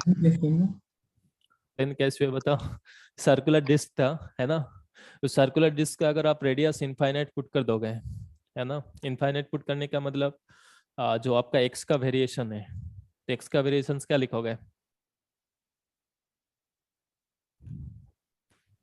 0 to infinity 0 to infinity और minus infinity to plus infinity. Y का वेरिएशन भी क्या लिखोगे, minus infinity to plus infinity. तो एक तरीके से प्लेन ही बन जाएंगे ना, सर। हाँ। सो ये इलेक्ट्रिक फील्ड। अब जो क्वेश्चंस आपने पूछा था शायद वो आप यही पूछने वाला था कि सर ये जो है, जब हमने r equals to infinity put करेंगे तब इलेक्ट्रिक फील्ड जो जेड इंडिपेंडेंट हो जाता है, हर पॉइंट पे क्या मिलेंगे आपको, यूनिफॉर्म मिलेगी, है ना, जेड इंडिपेंडेंट है वो। एक्चुअली इसके वजह से आगे जब हम गाउस लॉ पढ़ेंगे इससे और क्लियरिटी तक आप समझ में आ जाएंगे आपको। गाउस लॉ में जब हम पढ़ेंगे तब दिखाएंगे आपको कि अगर एक पॉइंट चार्ज हो, पॉइंट चार्ज की वजह से अगर आप इलेक्ट्रिक फील्ड फाइंड आउट करने चाहते हो, सो यहाँ से जो फील्ड लाइन पास करते हैं, सेम अगर हम रेडियस इंक्रीज करेंगे सो उतना ही फील्ड लाइन पास करेंगे, बट एरिया जो है, एरिया क्या होंगे, इंक्रीज हो जाएंगे, है ना। तो जिसके वजह से एरिया कैसे इंक्रीज हो रहा है, आर स्क्वायर के साथ प्रोपोर्शनल, है ना। ये जो एरिया होंगे इस एरिया आर स्क्वायर के साथ प्रोपोर्शनल होंगे। लेकिन देखो यहाँ से जितना फ्लक्स पास होंगे यहाँ से भी उतना ही फ्लक्स पास होगा इलेक्ट्रिक फील्ड लाइन अगर हम देखें तो। इलेक्ट्रिक फील्ड का डेफिनेशन क्या होता है, इंटेंसिटी का, electric field line divided by area square, ठीक है, एरिया। सो जिसकी वजह से यहाँ से भी जितना फील्ड लाइन है यहाँ से भी उतना ही फील्ड लाइन है, तो दोनों के लिए फील्ड लाइन तो सेम है, बट जो एरिया है, एरिया क्या होंगे, इंक्रीज हो रहा है 1 बाई आर स्क्वायर के साथ। तो इसीलिए आपका इलेक्ट्रिक फील्ड इस केस में कैसे वेरी करता है, 1 बाई आर स्क्वायर की तरफ वेरी कर जाता है, ठीक है। सेम है सिलेंडर में, अगर आप देखोगे लॉन्ग सिलेंडर है, सो यहाँ से जितना फील्ड लाइन पास होंगे, अगर हम एक सिलेंडर बना यहाँ से भी उतना ही फील्ड लाइन पास होगा, है ना। बट देखो फील्ड लाइन डेंसिटी अगर हम फाइंड आउट करें जो इलेक्ट्रिक फील्ड रिप्रेजेंट करता है, तो वो क्या होंगे, यहाँ पर रिड्यूस हो जाएंगे, number of field line per unit area. अब एरिया आपने रेडियस इंक्रीज कर दिया तो जिसकी वजह से एरिया क्या होंगे, इंक्रीज हो जाएंगे। So flux per unit area जो है डिक्रीज हो जाएंगे। सो यहाँ पर भी कैसे वेरी करेंगे, 1 बाई आर की तरफ वेरी करेंगे। नहीं, कर्व सरफेस के लिए कितना होता है, 2 पाई आर इंटू एल होता है ना, रेडियस अगर आ रहे हैं, तो यहाँ पर इलेक्ट्रिक फील्ड 1 बाई आर की तरफ वेरी करते हैं। अब इसी कॉन्सेप्ट को यहाँ पर सोचो कि अगर इनफाइनाइट प्लेन हो, तो अगर आप यहाँ पर एक इनफाइनाइट सरफेस बनाओ, यहाँ पर एक सरफेस बनाओ, इनफाइनाइट सरफेस, इसके थ्रू जितना फील्ड लाइन पास करेंगे, ऐसे और एक सरफेस बनाएंगे हम, तो वहां से भी उतना ही फील्ड लाइन पास होगा ना। तो यहाँ पर हर सरफेस के थ्रू जो इलेक्ट्रिक फील्ड लाइन डेंसिटी होगा वो क्या होंगे, सेम ही रहेगा, है ना, डिस्टेंस इंडिपेंडेंट है। इसी के वजह से इलेक्ट्रिक फील्ड क्या हो जाता है यहाँ पे, जेड इंडिपेंडेंट हो जाता है। सर ग्राफ दिखा दीजिए एक सेकंड। हेलो, हाँ बोलो। एक स्लाइड और पीछे करिए, बोलो। इसके पीछे जहाँ पे वो आप केस 1 करा है ना, sigma by 2 epsilon naught 1 minus z by under z square plus are square.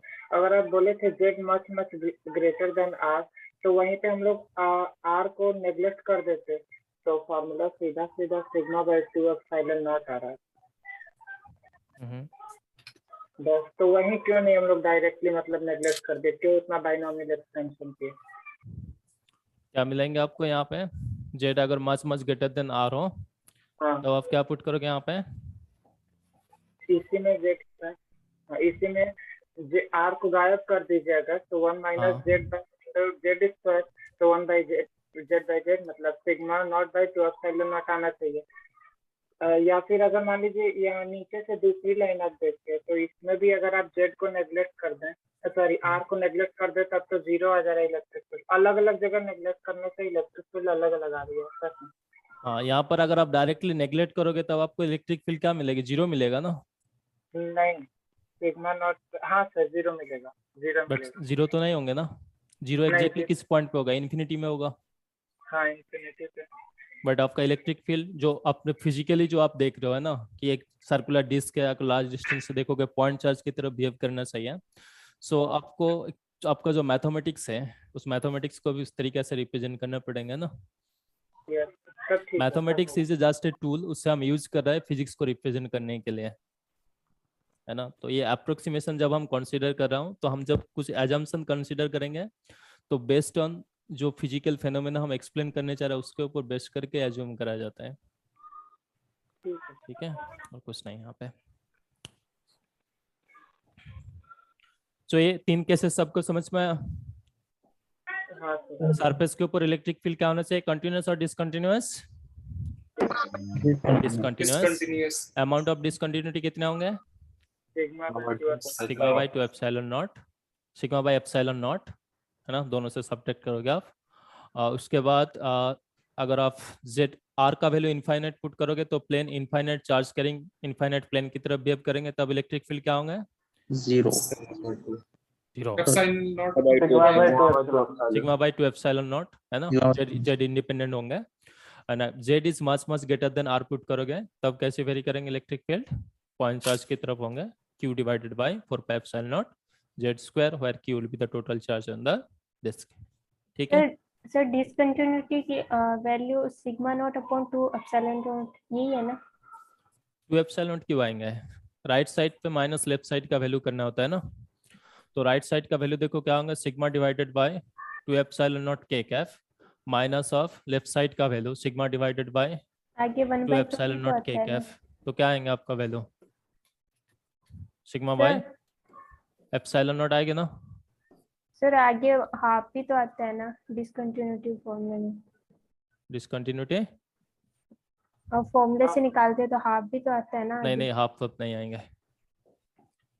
Simply आप right side minus left side करोगे, ठीक है, कोई हाफ वक्त से मल्टीपल नहीं करना है। आपने केस 2 में डिसकंटिन्यूटी बताया था ना? केस 1 पे, केस 1 केस 1 है जब z greater than z equals to 0 जब हम पुट करेंगे तब यहाँ पर एक साइड से z ग्रेटर देन 0 साइड से अगर हम देखें तो होंगे sigma by 2 epsilon naught k cap, above the plane ये होगा, बिलो द प्लेन ये होंगे।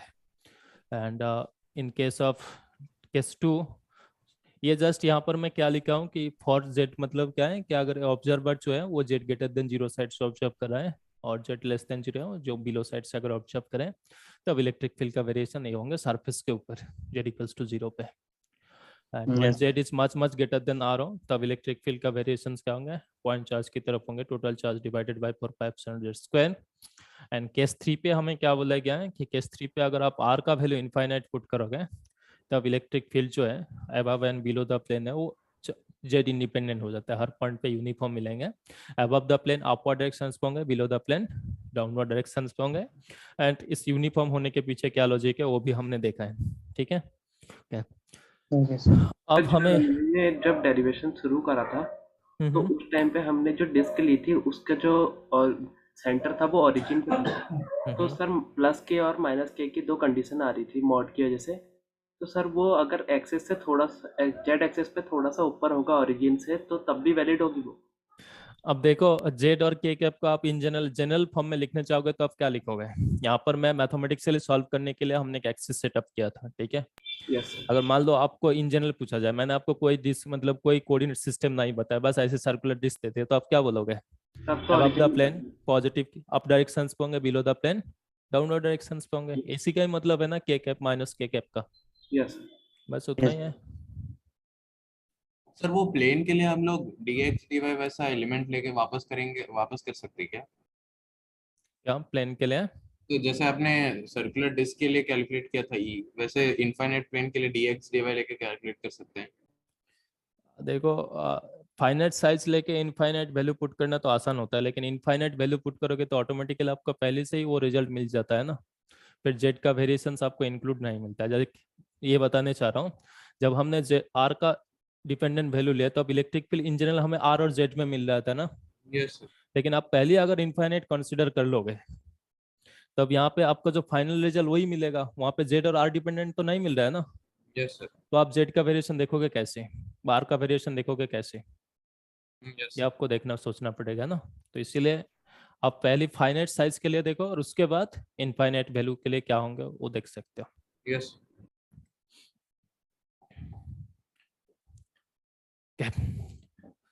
अब अगर ये ठीक है समझ में आया तो नेक्स्ट एक केसेस हमने यहाँ पर ड्रॉ करके देखेंगे कि ये जो इलेक्ट्रिक फील्ड है, इलेक्ट्रिक फील्ड अगर सरफेस के ऊपर डिसकंटिन्यूअस हो तो इसका अगर फर्स्ट डेरिवेटिव अगर हम देखें, अच्छा जो डिसकंटिन्यूअस है ये फाइनाइट डिसकंटिन्यूअस है इनफाइनाइट डिसकंटिन्यूटी है? फाइनाइट। एंड जब हमने मैथमेटिक्स पढ़ाया था आपको बताया था उस टाइम पे कि किसी फंक्शन किसी पॉइंट पे अगर फाइनाइट अमाउंट ऑफ डिसकंटिन्यूटी हो तो उस पॉइंट पे फंक्शन का डेरिवेटिव क्या होता है? Dirac delta function into something होता है, वो क्या है? Amount of discontinuity into Dirac delta function. ठीक है, सो यहाँ पर भी आप यही करोगे, amount of discontinuity into Dirac delta function. So electric field का अगर आप जेड का रिस्पेक्ट में डिफरेंशिएट करोगे फर्स्ट डेरिवेटिव किस पॉइंट पे? एट जेड इक्वल्स टू 0 पे, तो आपको क्या मिलेगा यहाँ पे? sigma naught upon epsilon naught into direct delta function. हाँ, so sigma divided by epsilon naught Dirac delta function किस पॉइंट पे मिलेगा? Z. Z equals to 0 point पे। ठीक है, जेड इक्वल्स टू 0 पॉइंट पे ये होंगे इलेक्ट्रिक फील्ड का डेरिवेटिव फर्स्ट डेरिवेटिव किस पॉइंट पे? जेड इक्वल्स टू 0 पॉइंट पे। ठीक है, अब आपके लिए मैं एक होमवर्क दे रहा हूँ। जैसे हमने बोला था कि इस जब सर्कुलर डिस्क है तो इसके वजह से हमने देखा है कि यहाँ पर डिस्क के ऊपर जो इलेक्ट्रिक फील्ड है वो डिसकंटिन्यूअस है, और उस डिसकंटिन्यूअस का जब हमने कॉन्सेप्ट पढ़ा है कि क्यों डिसकंटिन्यूअस है, क्योंकि जब हम इस पॉइंट से पास करेंगे, है ना, इस पॉइंट से मान लो हमने यहाँ से स्टार्ट किया, जब हम इस पॉइंट से पास करेंगे तो यहाँ पर हमें कुछ चार्ज दिखाई देंगे ना जिसके ऊपर, सो जिसके वजह से इलेक्ट्रिक फील्ड जो है वो डिसकंटिन्यूटी है। सो ये जो स्टेटमेंट ये करेक्ट है कि नहीं, इसके लिए आपको मैं एक होमवर्क दे रहा हूँ, ये आप घर पे करके देखना। ठीक है, सो आपको क्या करना है, again you have to find out electric field on the axis of a circular disc, but इस केस में क्या है कि मान लो वी हैव ए होल व cut circular cut on the circular disc around the centre.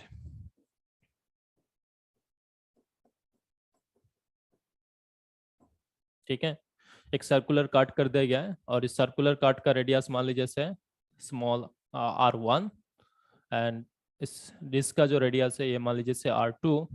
तो इस केस में आप एक्सिस के ऊपर किसी भी पॉइंट पे इलेक्ट्रिक फील्ड फाइंड आउट करो और उस इलेक्ट्रिक फील्ड का वेरिएशन देखो, और वहां पर अगर आप z इक्वल्स टू 0 पुट करके देखोगे तो देखोगे आपका जो इलेक्ट्रिक फील्ड मिलेंगे, बता सकते हो क्या होंगे इलेक्ट्रिक फील्ड इस केस में z इक्वल्स टू 0 पे अगर हम कट कर दे तो? कंटिन्यूअस होगा शायद सर। कंटिन्यूअस होंगे तो वैल्यू क्या होंगे?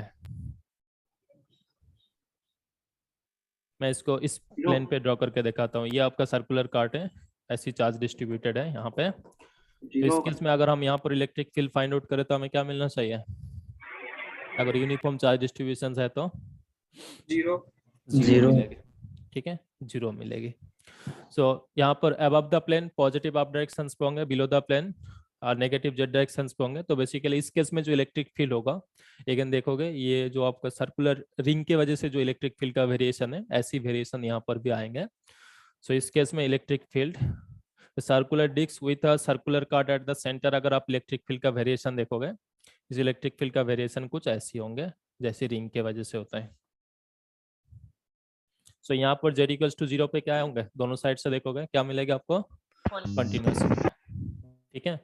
सो जैसे हमने होल कट कर दिया, मतलब यहाँ से हमने चार्ज रिमूव कर दिया एक तरीके से, है ना, सेंटर से, तो उसी टाइम पे हमें इलेक्ट्रिक फील्ड क्या मिलेंगे, कंटिन्यूअस मिल जाएगी यहाँ पे। तो ये आप एक बार ट्राई करके देखो। सर एक बार फिर से बता दीजिए। जब सर्कुलर डिस्क था तब z इक्वल्स टू 0 पे इलेक्ट्रिक फील्ड कंटिन्यूअस था कि डिसकंटिन्यूअस था? डिसकंटिन्यूअस। डिसकंटिन्यूअस था। तो उसके पीछे हमने लॉजिक क्या बताया, डिसकंटिन्यूअस क्यों है? z अगर पॉजिटिव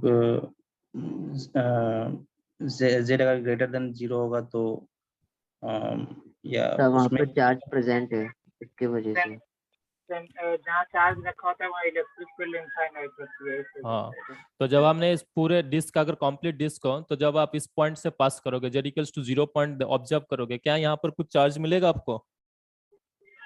यस सर। चार्ज मिलेगा ना? मिलेगा तो चार्ज जिस पॉइंट पे है उस पॉइंट पे हम इलेक्ट्रिक फील्ड डिफाइन नहीं कर सकते हो ना? नहीं। यस नहीं तो सर। इसके वजह से हमें यहाँ पर डिसकंटिन्यूटी मिला था। बट जैसे हमने यहाँ पर एक होल बना दिया सेंटर के अराउंड पे, तो अब क्या हमें यहाँ पर कोई चार्ज मिलेगा? नहीं मिलेगा। नहीं चार्ज मिलेगा नहीं है। सर। सो अब हमें देखोगे क्या, चार्ज नहीं है और ये चार्ज जो सिमेट्रिकली डिस्ट्रीब्यूटेड है, जिसके वजह से हमें फिर से वहां पर क्या मिलेंगे, इलेक्ट्रिक फील्ड कंटिन्यूअस होते दिखाई देंगे। तो दोनों में डिफरेंस क्या है, इस केस में चार्ज प्रेजेंट नहीं है बट इस केस में चार्ज प्रेजेंट था, जिसके वजह से आपको डिसकंटिन्यूटी मिला था। बट जैसे हमने चार्ज रिमूव कर देंगे हमें क्या होंगे, इलेक्ट्रिक फील्ड कंटिन्यूअस हो जाएंगे। सो आपके लिए होमवर्क इतना ही है, जो क्वेश्चंस अभी हमने सॉल्व किए, इस क्वेश्चंस में आपको क्या करना पड़ेंगे, यहाँ पे देखो जो लिमिट मैंने लिया था 0 टू कैपिटल R लिया था, है ना, 0 टू कैपिटल R। लेकिन अगर आप एक सर्कुलर कट बना दोगे तो उस केस में लिमिट क्या लिखोगे, R1 to R1 to R2 R1 to R2 करोगे। ठीक है, यस R1 टू R2 करोगे, उसके बाद इंटीग्रेट करोगे और उसके बाद z इक्वल्स टू 0 पुट करके देखो इलेक्ट्रिक फील्ड क्या आएगा, 0 आएगा। सर सुपरपोजिशन से भी तो कर सकते हैं। हाँ, सुपरपोजिशन से भी कर सकते हो। पहले आप कंप्लीट डिस्क के लिए फाइंड आउट कर लो और उसके बाद सिर्फ इतना वाला पोर्शन के लिए करोगे। But that time you have to consider क्या है, इनिशियली आपने कट कंसीडर नहीं किया था तो पॉजिटिव चार्ज मान लिया था, और बाद में आपने सिर्फ इसके बाद देते हैं तो माइनस सिग्मा चार्ज करना पड़ेगा आपको। सर फिर सबट्रैक्ट कर देंगे दोनों को। हाँ, सबट्रैक्ट करना पड़ेगा आपको तब। सो ये कुछ कॉन्सेप्ट है जो आई होप इस चैप्टर में अगर आपको इतना ही कॉन्सेप्ट पता है तो सारे क्वेश्चन सॉल्व हो जाएंगे। ठीक है, अब कुछ क्वेश्चंस पे जो है थोड़े से मैकेनिक्स का कुछ कॉन्सेप्ट हमें यूज करना होता है, तो जब मैं क्वेश्चंस अभी सॉल्व करने वाला हूँ 1 बाय 1 तब हम उस क्वेश्चंस पे बता देंगे। ठीक है, कहीं से सरफेस टेंशन, समटाइम्स हमें टेंशन भी कंसीडर करना होता है, तो ये सब चीजें हम इसी में डिस्कस कर लेंगे। तो लास्ट क्लास में जो आपको क्वेश्चन नंबर बता दिया गया था, सारे क्वेश्चन सॉल्व किया हो? तो नहीं। 40 तक बताए थे ना आप? यस सर, 40 तक किया हो गए सारे? तो लगभग सब हो गए थे सर। एक दो को छोड़ गया सर, वो सर्कल वाला क्वेश्चन नहीं हुआ सर, जिसमें चार्ज सर्कल पे मूव कर रहा है, वो वाला क्वेश्चन नहीं हुआ था। अच्छा, छोटे छोटे और 2 कॉन्सेप्ट है वो हम लिख लेते हैं यहाँ पे। ठीक है, अभी जो इस कॉन्सेप्ट जो है, इस कॉन्सेप्ट का प्रूफ जो है ये आप जब 3rd चैप्टर हम कंप्लीट करेंगे तब डिटेल्स में डेरिवेशन करके दिखाएंगे ना, डिराइव करके दिखाएंगे आपको। अभी के लिए लॉजिकली हम समझते हैं और से कुछ लिख लेते हैं इस तरीके से। ठीक है, देखो लास्ट क्लास में हमें आपको बताया था कि if we have a circular ring and इस सर्कुलर रिंग के ऊपर अगर आपका से plus q charge uniformly distributed रहे, ठीक है, यूनिफॉर्मली डिस्ट्रीब्यूटेड रहे, एंड इसका कैपिटल क्यू हो, मास, और इसके एक्सिस के ऊपर, इस एक्सिस बराबर अगर हम एक्सिस से सेंटर से अगर एक चार्ज पार्टिकल को जेड डिस्टेंस से डिस्प्लेसमेंट करें, और इस चार्ज का नेचर क्या है, माइनस क्यू चार्ज है मान लीजिए, और इस चार्ज पार्टिकल का मास मान लीजिए एम, तब हमने क्या देखा था, इसका मोशन क्या होंगे, if z is much much less than r हो SHM SHM। ठीक है, SHM होगा। एंड इसका जो एंगुलर फ्रीक्वेंसी था, एंगुलर फ्रीक्वेंसी नोटबुक देख के बताओ क्या लिखा था हमने, under root of capital Q small Q divided by 4 pi epsilon naught r cube m, यही था ना? 2 पाई भी तो होगा ना। 2 पाई एंगुलर फ्रीक्वेंसी में 2 पाई कहाँ से आ जाएगा? यही था पीरियड में होगा। ठीक है, यही था। और जब टाइम पीरियड डिफाइन किए थे तो तब 2 पाई डिवाइडेड बाय ओमेगा किया गया था। ठीक है, omega t equals to 2 pi by omega होता है, तो वहां से टी टाइम पीरियड था। सो अगर हम एंगुलर फ्रीक्वेंसी देखें तो ये होंगे एंगुलर फ्रीक्वेंसी। ठीक है, तो इस केस में देखो पार्टिकल का जो मोशन है उससे एक्सिस बराबर है, वन डायमेंशन मोशन होगा, है ना? इसका जो ऐसे मोशन होगा ऐसे ऐसे ही होगा हमेशा, ऐसे। Yes sir. अब अगर सेम चार्ज इसका जो डिस्क है ना, इस सर्कुलर डिस्क को मैं थोड़े से इस प्लेन पे ड्रॉ कर रहा हूँ। मान लो ऐसे है, सर्कुलर डिस्क था, इससे पहले जो चार्ज पार्टिकल हो इसके साथ परपेंडिकुलर एक्सिस बराबर हमने ऑसिलेट किया था। ठीक है, अब अनदर केस मानो कि अगेन ये जो सर्कुलर रिंग यहाँ पर भी जितना इसका रेडियस अगर कैपिटल आर हो तो इस केस में भी इस रिंग का भी कैपिटल आर ही है, और यहाँ पर भी जो सर्कुलर डिस्क के ऊपर same Q capital Q amount of charge uniformly distributed है। ठीक है, यूनिफॉर्मली डिस्ट्रीब्यूटेड है। शेप क्या है, यहाँ पे चेंज क्या कर रहा हूँ, इस केस में जो चार्ज पार्टिकल था सेंटर जिसमें हमने मोशन देख रहा था उसका नेचर क्या था, इस चार्ज का ऑपोजिट था। यहाँ पर अगर प्लस है तो यहाँ पर माइनस है, बट इस केस में मैं क्या ले रहा हूँ, आइडेंटिकल चार्ज पार्टिकल ले रहा हूँ जो यहाँ पर रखा हुआ था, जिसका चार्ज हम क्या मानेंगे, सिर्फ प्लस क्यू मान रहा हूँ, और मास वही है एम। ठीक है, मास क्या है, एम।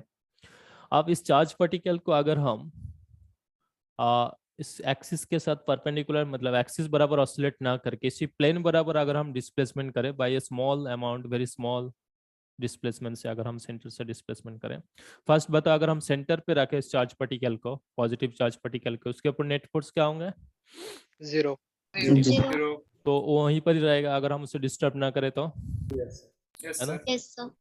बट जैसे हम यहाँ से थोड़े से डिस्प्लेसमेंट कर देंगे यहाँ पे, है ना, तब क्या होंगे, हाफ पोर्शन अगर हम देखें इस हाफ के वजह से इलेक्ट्रिक फील्ड का डायरेक्शन इस बराबर होगा।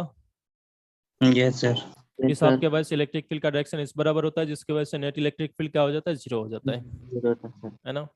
लेकिन अगर हम सेंटर से थोड़े से डिस्प्लेसमेंट कर दें तब क्या होंगे, इस वाला पोर्शन से ज्यादा नजदीक आ जाएंगे ये वाला पॉइंट। Yes sir.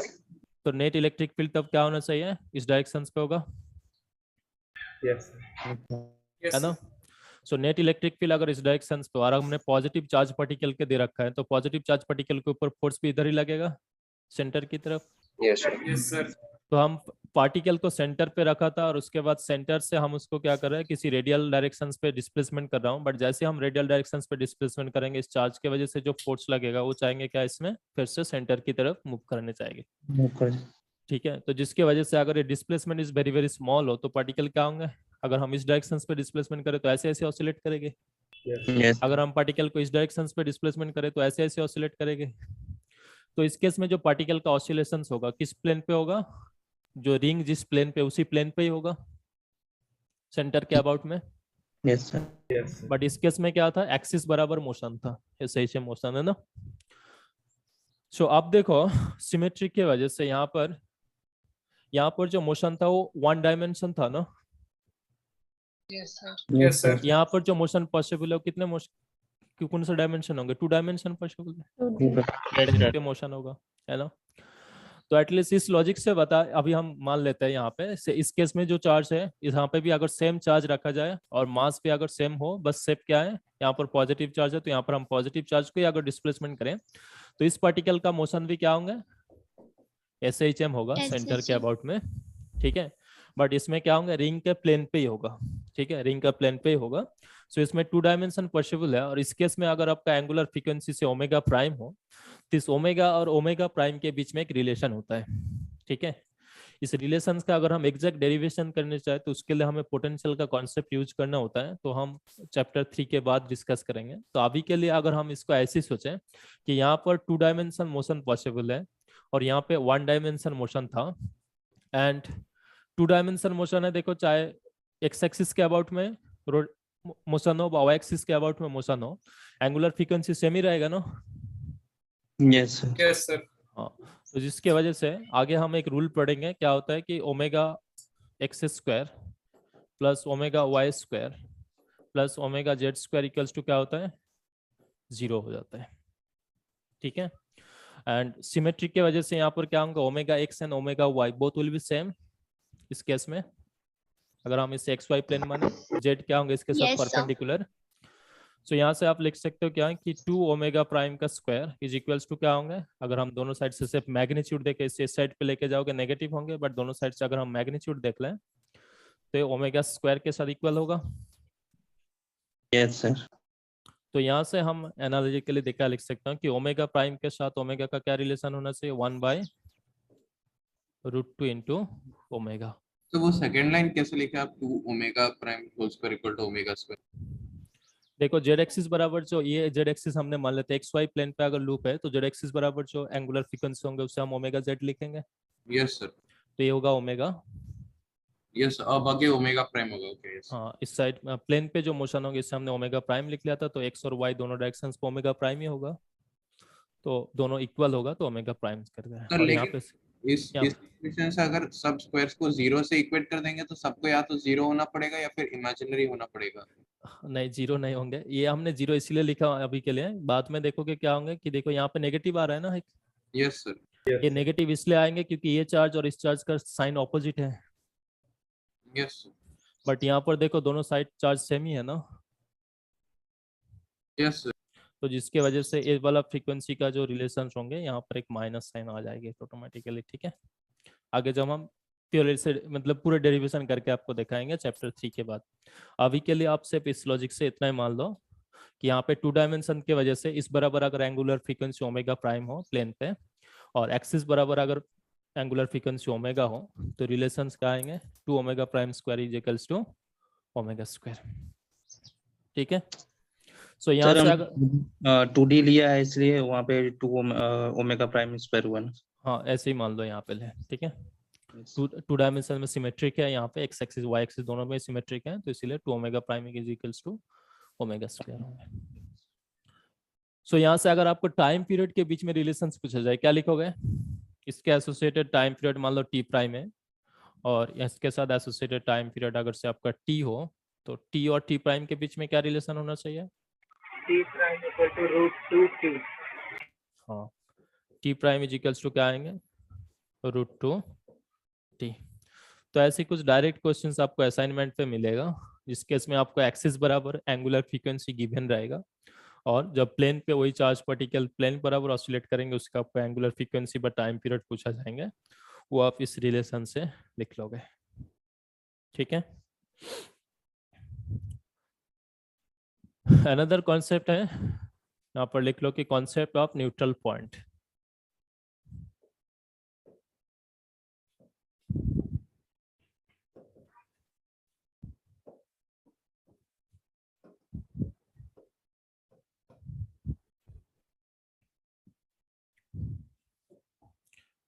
सो न्यूट्रल पॉइंट मतलब हम यहाँ पर कुछ भी चार्ज डिस्ट्रीब्यूशन अगर हमें गिवन रहे, ठीक है, तो उस चार्ज डिस्ट्रीब्यूशन से फाइनाइट डिस्टेंस पे किसी पॉइंट पे अगर इलेक्ट्रिक फील्ड 0 हो जाए तो उस पॉइंट को हम क्या बोलेंगे, उस चार्ज डिस्ट्रीब्यूशन का न्यूट्रल पॉइंट, ठीक है, उस चार्ज डिस्ट्रीब्यूशन का neutral point.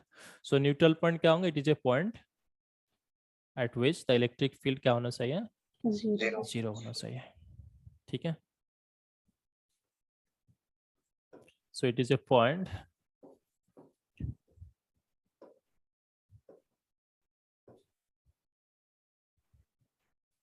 at which the electric field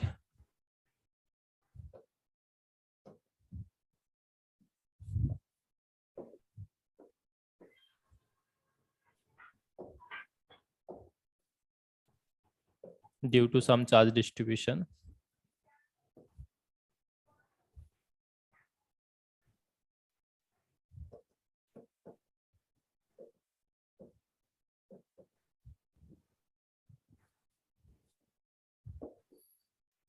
is 0, ठीक है।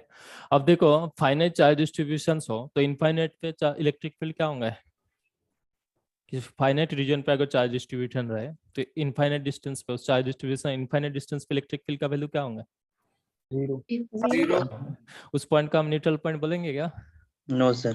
No sir. ठीक है, तो जब हम neutral point consider find out करने बोलेंगे हमें किसी चार्ज डिस्ट्रीब्यूशन के साथ एसोसिएटेड, सो किसी फाइनाइट डिस्टेंस पे अगर इलेक्ट्रिक फील्ड जीरो उस पॉइंट को हम कंसीडर करेंगे। ठीक है यस सर।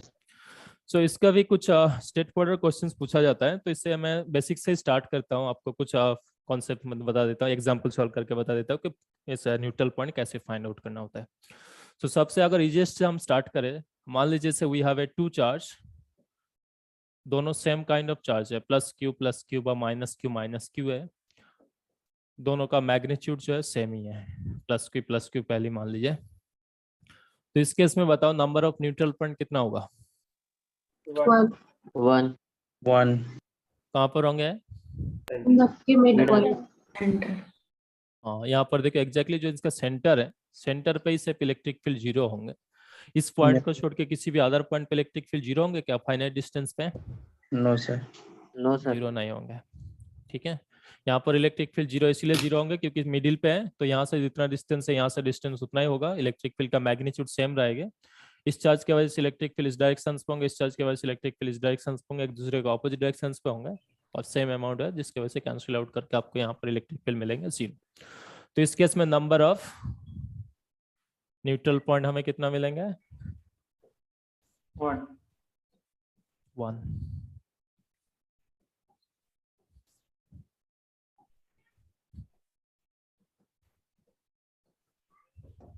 ठीक है 1। अब बताओ इस साइड पे कोई न्यूट्रल पॉइंट मिलेगा क्या आपको? लेफ्ट साइड पे क्यों नहीं मिलेंगे? क्योंकि इस पॉइंट पे कहीं पर भी हम पॉइंट कंसीडर करें, ये जो डिस्टेंस होगा इस डिस्टेंस से हमेशा क्या होंगे? ज्यादा होंगे। और दूसरा क्या है, इसके वजह से जो इलेक्ट्रिक फील्ड का डायरेक्शन होगा, इस चार्ज के वजह से इलेक्ट्रिक फील्ड का डायरेक्शन सेम डायरेक्शन पे ही होगा। Yes sir. तो कभी भी एक दूसरे को कैंसिल आउट नहीं करेंगे, तो नेट इलेक्ट्रिक फील्ड कभी भी जीरो नहीं होगा। ठीक है, तो इस केस में हमें सिर्फ एक ही न्यूट्रल पॉइंट मिलेगा जो सेंटर पे होंगे। ठीक है, चाहे हम ऐसी अगर दोनों नेगेटिव क्यू चार्ज रखे, यहाँ पर भी नेगेटिव क्यू चार्ज रखे, यहाँ पर भी नेगेटिव क्यू चार्ज रखे, तब क्या होंगे? तो भी मिडिल में जीरो ही होगा सर। तब भी हमें सिर्फ एक ही न्यूट्रल पॉइंट मिलेगा, सेंटर पे ही मिलेगी। ठीक है, अब सेकेंड केस कंसिडर करो, मान लीजिए एक चार्ज है प्लस, दूसरे चार्ज है माइनस, और दोनों का मैग्नीट्यूड है सेम, प्लस क्यू और यहाँ पर है माइनस क्यू, एंड दोनों का अगर हम मैग्नीट्यूड देखें, मैग्नीट्यूड सेम है।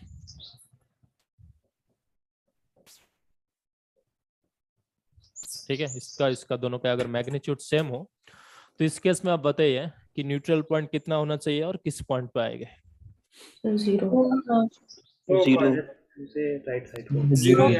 जीरो आएगा सर। जीरो मतलब कोई न्यूट्रल पॉइंट एग्जिस्ट नहीं करेंगे इस केस में। दो करेंगे। एक करेगा। Sir. Minus Q right side पे। किस साइड पे होंगे बताओ? Sir 1 point on the right. Left में और माइनस क्यू के राइट में। नहीं, किसी को नहीं होगा, जीरो नहीं। देखो जो कंडीशन दिया जाता है उसके बारे में भी थोड़े से सोचना होता है हमें ना। दोनों का हमने चार्ज का मैग्नीट्यूड क्या रखा है यहाँ पे? सेम।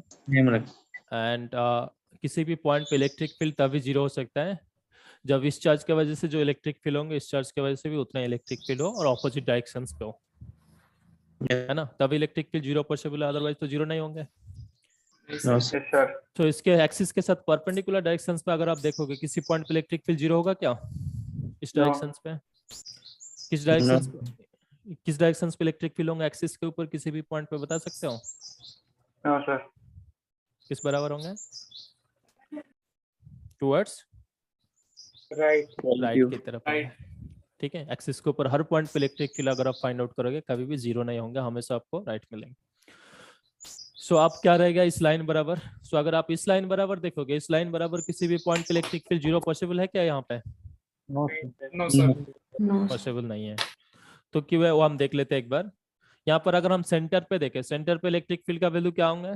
मैग्नीट्यूड तो दोनों के लिए सेम ही होगा क्योंकि चार्ज का मैग्नीट्यूड दोनों का सेम ही है, लेकिन डायरेक्शंस क्या होंगे? ये पॉजिटिव चार्ज है, इसके वजह से इलेक्ट्रिक फील्ड इस डायरेक्शंस पे, और नेगेटिव चार्ज है, इसके वजह से इलेक्ट्रिक फील्ड इसी डायरेक्शंस पे होंगे, टुवर्ड्स सोर्स चार्ज की तरफ। तो सेम डायरेक्शंस पे होगा, तो यहाँ से लेके यहाँ तक जो इलेक्ट्रिक फील्ड है वो सेम डायरेक्शंस पे है, तो एक दूसरे को कैंसिल आउट नहीं करेंगे, इसका मतलब इलेक्ट्रिक फील्ड जीरो नहीं हो सकता है मिडिल पे। ठीक है, अब अगर राइट साइड पे अगर हम देखें तो इस चार्ज की वजह से इलेक्ट्रिक फील्ड किस डायरेक्शन पे होंगे? लेफ्ट की तरफ है ना, क्योंकि नेगेटिव चार्ज है तो अट्रैक्ट करेंगे है ना, टुवर्ड्स सोर्स चार्ज की तरफ होंगे इलेक्ट्रिक फील्ड। लेकिन ये पॉजिटिव चार्ज है तो इसकी वजह से इस साइड पे इलेक्ट्रिक फील्ड किस डायरेक्शन पे होंगे? राइट की तरफ, ऐसी है। ठीक है, तो यहाँ पर कैंसिल आउट हो सकता है एक दूसरे को। Yes sir. Yes sir. But problem ये है कि यहाँ पर इन दोनों चार्ज का मैग्नीट्यूड क्या है? सेम है। ठीक है, Yes, तो sir. अगर हम इस चार्ज का इस साइड पे कोई भी पॉइंट कंसीडर करें, ये जो डिस्टेंस होगा यहाँ से जो डिस्टेंस होंगे ये दोनों कभी भी इक्वल होगा क्या? नहीं सर सर। नहीं इक्वल नहीं होंगे तो इलेक्ट्रिक फील्ड कभी कैंसिल आउट हो सकता है कंप्लीटली? नहीं। तो कंप्लीटली अगर कैंसिल आउट ना हो तो इस केस में भी इलेक्ट्रिक फील्ड जीरो नहीं होंगे इस साइड पे भी, है ना। और सेम है इस साइड पे भी इलेक्ट्रिक फील्ड जीरो पॉसिबल नहीं होंगे। तो जिसके वजह से अगर जो चार्ज है दोनों चार्ज का मैग्नीट्यूड अगर सेम हो but opposite kind of charge हो तो इस केस में नंबर ऑफ न्यूट्रल पॉइंट क्या होंगे? जीरो।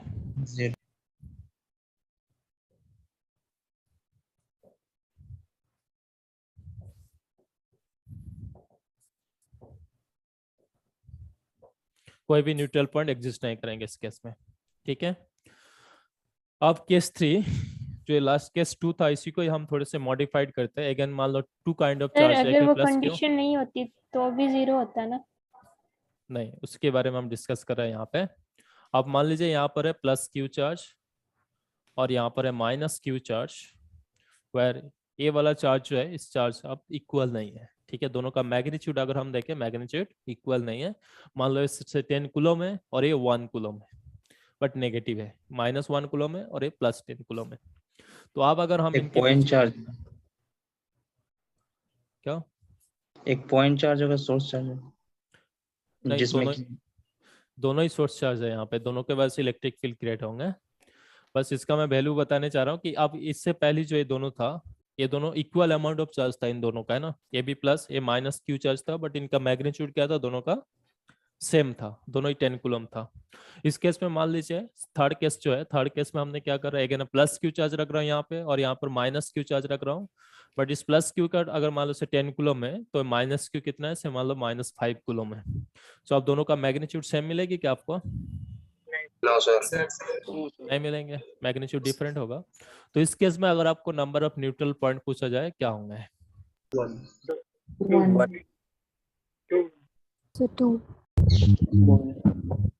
लेफ्ट पे होगा राइट दो।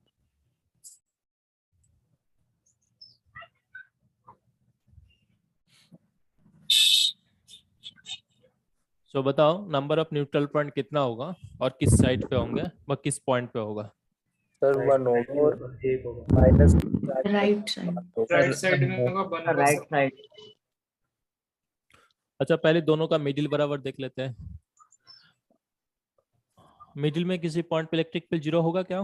अगर ऑपोजिट काइंड ऑफ चार्ज है तो नो सर। जीरो नहीं होंगे, हमेशा पॉजिटिव टू नेगेटिव की तरफ होंगे। ठीक है, इलेक्ट्रिक फील्ड, जिसके वजह से यहाँ पर कोई भी जीरो नहीं हो सकता। तो इस रीजन पे किसी भी पॉइंट पे इलेक्ट्रिक फील्ड जीरो नहीं हो सकते हैं। अब रह गया इस साइड पे व इस साइड पे। तो अगर हम इस साइड पे देखें, इस साइड पे कोई भी एक पॉइंट कंसीडर करें, पहले बताओ यहाँ पर इस चार्ज के वजह से इलेक्ट्रिक फील्ड का डायरेक्शन क्या होंगे? टुवर्ड्स लेफ्ट की तरफ होंगे। ये पॉजिटिव चार्ज है, इसके वजह से इलेक्ट्रिक फील्ड का डायरेक्शन बराबर होंगे, है ना, इस बराबर होंगे।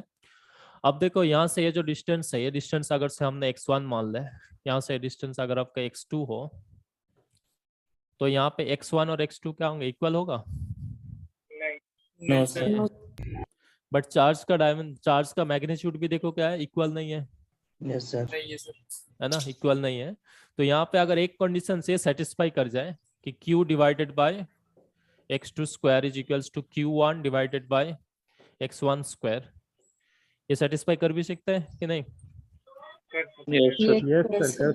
सकता है क्योंकि q2 is greater than q1 small q and x2 is greater than x1, है ना।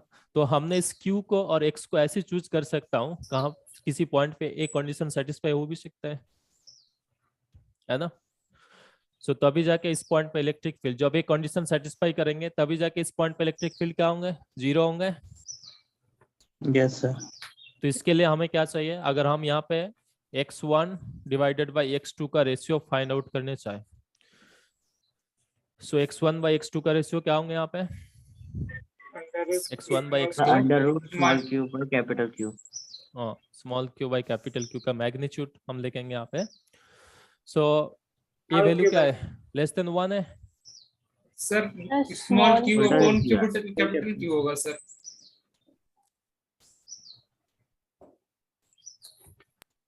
Small Q divided by capital Q.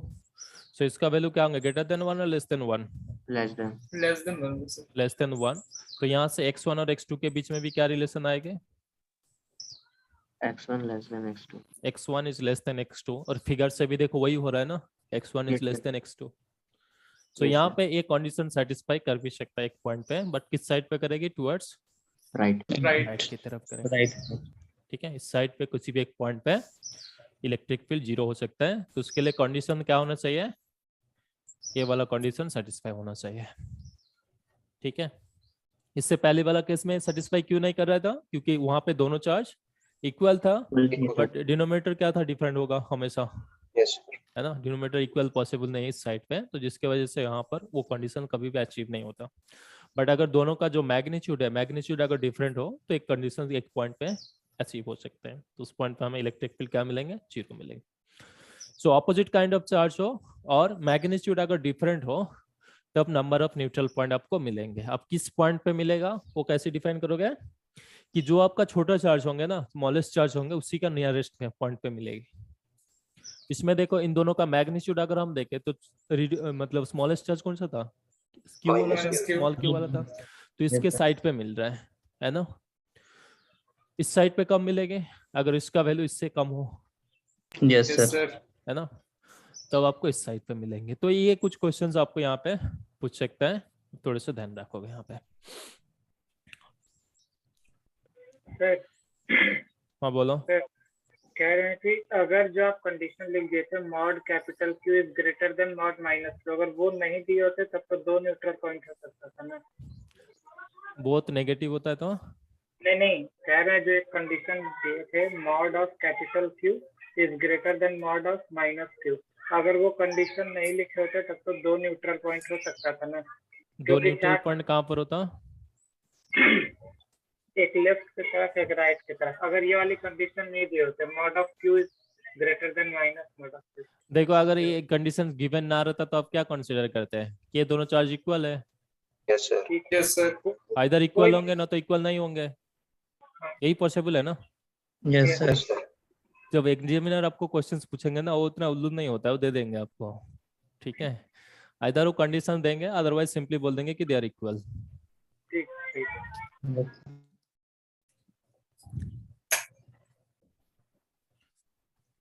और इसके साथ आई थिंक असाइनमेंट का एक क्वेश्चन आपको ऑलरेडी सॉल्व कर दिया था, फिर से भी और एक बार देख लो। इसे मैं थोड़े से डिफरेंट वेब पे चेंज कर देता हूँ। क्वेश्चन नंबर 7 एक बार पढ़ो। देखो इलेक्ट्रिक फील्ड का वेरिएशन पूछा गया था, हमने शायद क्लास में सॉल्व कर दिया था ना इस वाला असाइनमेंट का। Question number 7 page number 1 question number 7। Yes sir. Sorry not page number 1, page number 2 question number 7 है ना। सो अभी तक हमने जो चार्ज देखा था वो स्ट्रेट लाइन बराबर था। अब मान लीजिए वी हैव इक्विलेटरल ट्रायंगल और इस इक्विलेटरल ट्रायंगल के ऊपर कुछ वर्टिसेस पे इक्वल चार्ज रखे गए हैं। यहाँ पर भी प्लस क्यू, यहाँ पर भी प्लस क्यू और यहाँ पर भी प्लस क्यू चार्जेस हैं। तो इस केस में नंबर ऑफ न्यूट्रल पॉइंट कितना आएगा? 1।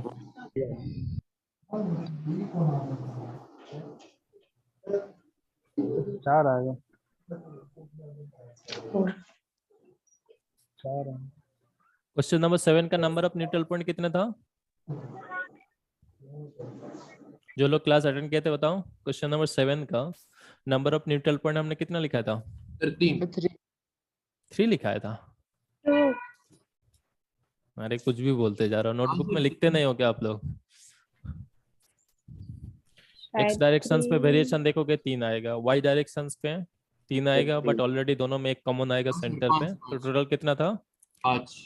5 था। 5। तो अगर उसके साथ सिमिलरिटी देखोगे तो इसमें कितना होना चाहिए?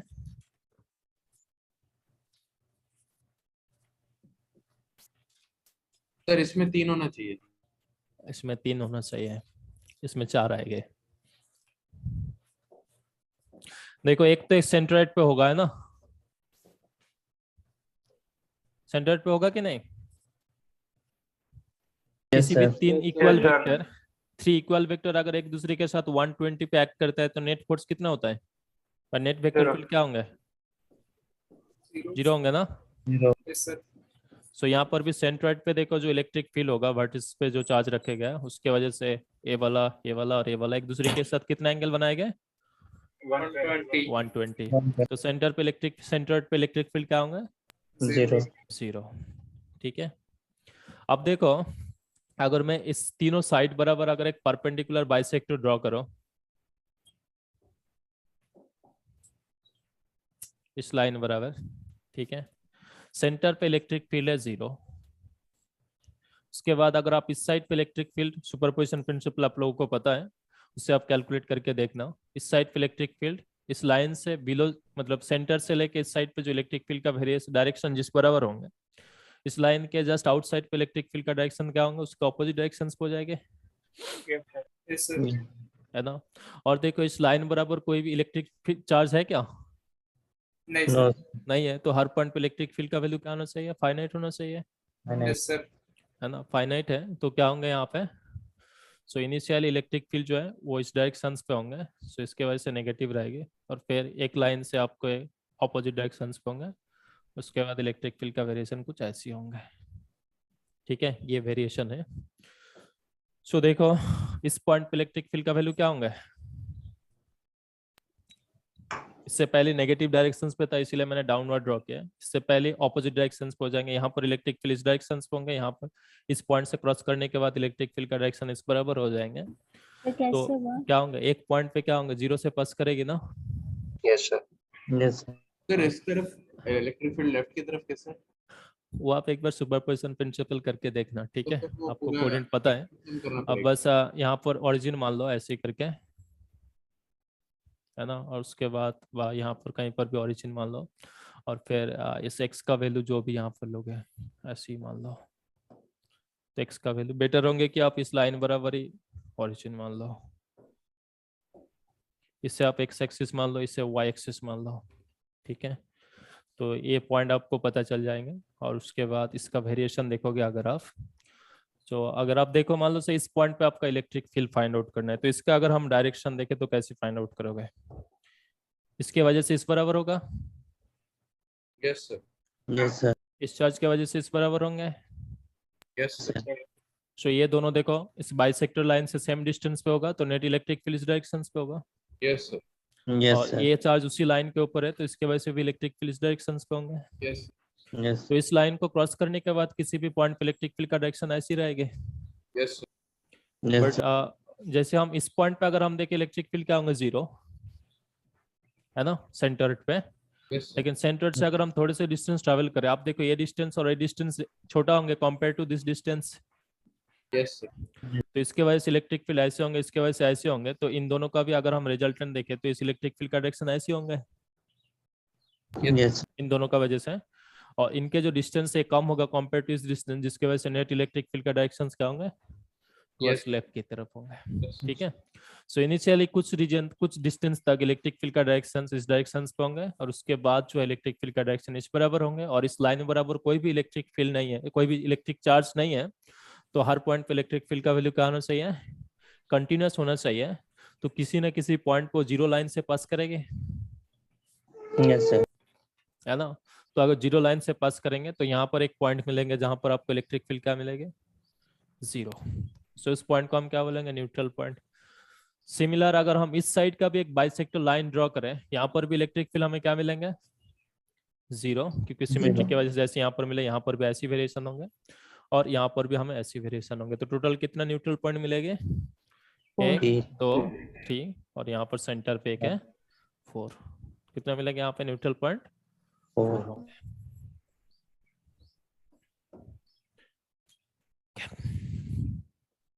अब अगर मान लो आपके पास एक स्क्वायर है,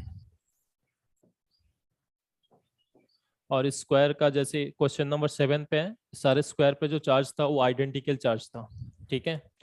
अब अगर यहाँ पर माइनस क्यू, यहाँ पर भी माइनस क्यू, और यहाँ पर प्लस क्यू, और यहाँ पर माइनस प्लस क्यू हो, मतलब डायगोनली ऑपोजिट कॉर्नर पे जो चार्ज है वो आइडेंटिकल है, और उसके ऑपोजिट में जो चार्ज है वो अगर माइनस, मतलब इन दोनों नेगेटिव चार्ज है, इन दोनों पॉजिटिव चार्ज अगर ऐसे रहे तो इस केस में नंबर ऑफ न्यूट्रल पॉइंट कितना मिलेगी आपको? इनफाइनाइट। 1। सोच के बता दो क्या होंगे। इसमें तो हमने 4 लिख दिया, इनफाइनाइट इसमें होगा होंगे 1, इसमें 0, इसमें 1। ठीक है, इस केस में बताओ कितना होंगे? एक ही होगा। एक ही होंगे, इनफाइनाइट। इनफाइनाइट हो जाएंगे यहाँ पे। देखो अगर मैं इस प्लेन के साथ एक वर्टिकल लाइन ड्रॉ करूँ जो स्क्वायर का सेंटर से पास हो, तो इस लाइन के ऊपर किसी भी पॉइंट पर आप इलेक्ट्रिक फील्ड फाइंड आउट करके देखो क्या आएंगे।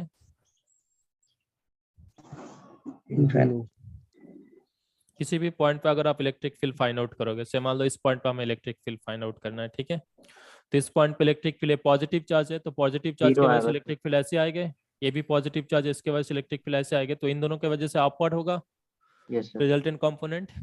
और जो ऑपोजिट कॉर्नर पे जो चार्जेस है ये दोनों नेगेटिव चार्ज है, तो इसके वजह से इलेक्ट्रिक फील्ड इस डायरेक्शन पे होगा, इसके वजह से इलेक्ट्रिक फील्ड इस डायरेक्शन पे होंगे। तो इनका भी अगर हम डिकम्पोज करें, हॉरिजॉन्टल कंपोनेंट कैंसिल आउट हो जाएंगे, तो वर्टिकल डायरेक्शन पे होगा, है ना?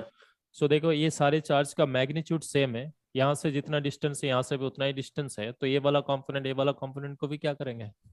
कैंसिल आउट कर देंगे। तो इस एक्सिस के ऊपर किसी भी पॉइंट पे अगर हम इलेक्ट्रिक फील्ड फाइंड आउट करें, हर पॉइंट पे हम इलेक्ट्रिक फील्ड क्या मिलेंगे? जीरो मिलेगी। जीरो। ठीक है, हर पॉइंट पे अगर जीरो मिल रहा है, तो हर पॉइंट पे अगर जीरो मिल रहा है किसी स्ट्रेट लाइन के ऊपर, तो स्ट्रेट लाइन के ऊपर कितना पॉइंट बन सकता है? इनफाइनाइट। सो इस केस में नंबर ऑफ न्यूट्रल पॉइंट कितने होंगे? इनफाइनाइट। ठीक है, तो आपके लिए और एक छोटा सा होमवर्क दे रहा हूं, ये आप घर पे करके मुझे आंसर भेजना कि अगर आप मान लीजिए आपके पास ऐसे एक हेक्सागोनल रहे, रेगुलर हेक्सागोनल रहे, और इस रेगुलर हेक्सागन पे आइडेंटिकल चार्ज अगर हम रखें यहाँ पे, तो इस केस में नंबर ऑफ न्यूट्रल पॉइंट कितना होंगे? ऐसे अभी बता सकते हो कितना होना चाहिए? इनफाइनाइट होंगे यहाँ पर भी।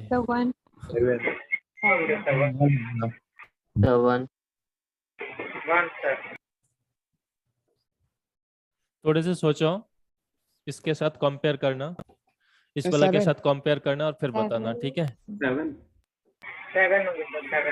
ठीक है, जितना भी होंगे आप एक बार करके देखो, ठीक है? किसी एक लाइन बराबर, इस लाइन बराबर आप इलेक्ट्रिक फील्ड फाइंड आउट करके देखो, यहाँ पर तो इलेक्ट्रिक फील्ड फाइंड आउट करना आसान हो जाएगा। आप ये मान लो एक्स एक्सिस, ये मान लीजिए वाई एक्सिस, सो इस सेंटर के अबाउट में सारे चार्ज पार्टिकल का पोजीशन लिख सकते हो। थोड़े से टाइम लेंगे बट कंफर्म कर सकते हो जो मैं बता रहा हूँ वो करेक्ट है कि नहीं। आप इस लाइन बराबर अगर आप इलेक्ट्रिक फील्ड फाइंड आउट करोगे, इसका जो बाइसेक्टर लाइन बराबर, यहाँ पर भी आपको ऐसे सिचुएशन क्रिएट होंगे जो यहाँ पर था। सेंटर पे इलेक्ट्रिक फील्ड क्या होंगे? सिमेट्रिक की वजह से सारे अगर आइडेंटिकल पार्ट्स है, सेंटर पे तो जीरो होगा ही होगा, है ना? और उसके बाद अगर आप इस बाइसेक्टर लाइन बराबर मूव करने चाहोगे, इनिशियल इलेक्ट्रिक फील्ड का डायरेक्शन इस बराबर होंगे, और कुछ देर बाद इलेक्ट्रिक फील्ड का डायरेक्शन ऑपोजिट डायरेक्शन पे हो जाएंगे। आप इस लाइन बराबर कोई भी चार्ज नहीं है ना? No sir. सो यहाँ पर भी इलेक्ट्रिक फील्ड का वेरिएशन कुछ ऐसी होंगे तो जिसकी वजह से आपको एक न्यूट्रल पॉइंट मिलेगी। तो ऐसी टोटल कितने न्यूट्रल पॉइंट मिलेंगे? यहाँ पर एक मिलेगा, यहाँ पर एक मिलेंगे, यहाँ पर एक मिलेंगे, यहाँ पर एक, यहाँ पर एक, टोटल कितना होंगे? 1 2 3 4 5 6 और एक सेंटर पे 7। ठीक है, तो इस केस में आपको कितना मिलेगा? 7 मिलेगा।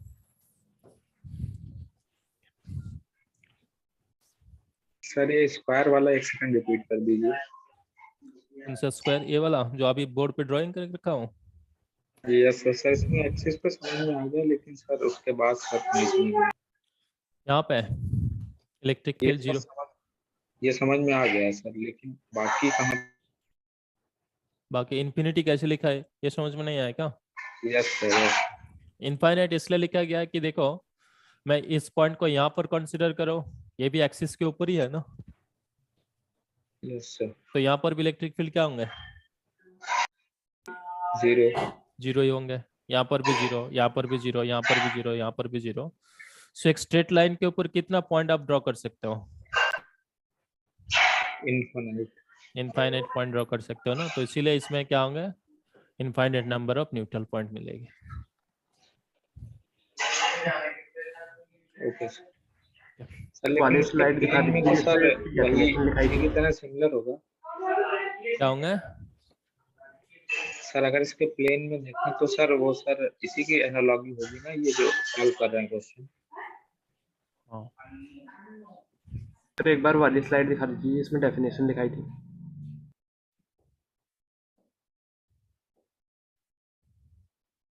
सो ये क्लास कब तक है? फर्स्ट क्लास 6 बजे तक है? 6:30 तक है? नहीं सर 6 हाँ ठीक है। तो इस चैप्टर का जितना कॉन्सेप्ट आपको चाहिए था वो ऑलमोस्ट सारे हमने डिस्कस कर चुका है। तो नेक्स्ट क्लास में हम क्या करेंगे, जो ऐसे मैंने बताया था कुछ क्वेश्चंस में जो है हमें मैकेनिक्स का कॉन्सेप्ट भी इन्वॉल्व करना है, तो ऐसे कुछ क्वेश्चंस मैं सॉल्व कर दूंगा। बाकी आप इस चैप्टर का ऑलमोस्ट सारे क्वेश्चन जो है एक बार ट्राई करोगे। पहले आप नोट्स पढ़ लो अच्छे से, जो कॉन्सेप्ट हमने बताया गया उसके साथ साथ जो एग्जाम्पल कुछ सॉल्व किया क्वेश्चन उसे शॉर्ट आप भी था। प्रोसेस करो, और उसके बाद नेक्स्ट इस क्वेश्चन को अटेम्प्ट करोगे तो सारे सॉल्व हो जाएंगे। कुछ डॉट भी था। ठीक है, चलो फिर नेक्स्ट Yes, क्लास sir. में मिलते हैं। सर अभी क्लास 5 मिनट लेट स्टार्ट कर सकते हैं, सिर्फ 5 मिनट। क्या? अगली क्लास 5 मिनट लेट स्टार्ट कर सकते हैं। क्यों, कहाँ जाना है तुम्हें? ठीक है, यहाँ पे 5-9 मिनट एक्स्ट्रा हो गया ना, तुम इसलिए बोल रहे हो। ठीक है चलो कोई नहीं। वो बात नहीं है। ठीक है चलो ठीक। 5 मिनट लेट करके स्टार्ट करेंगे। Okay sir.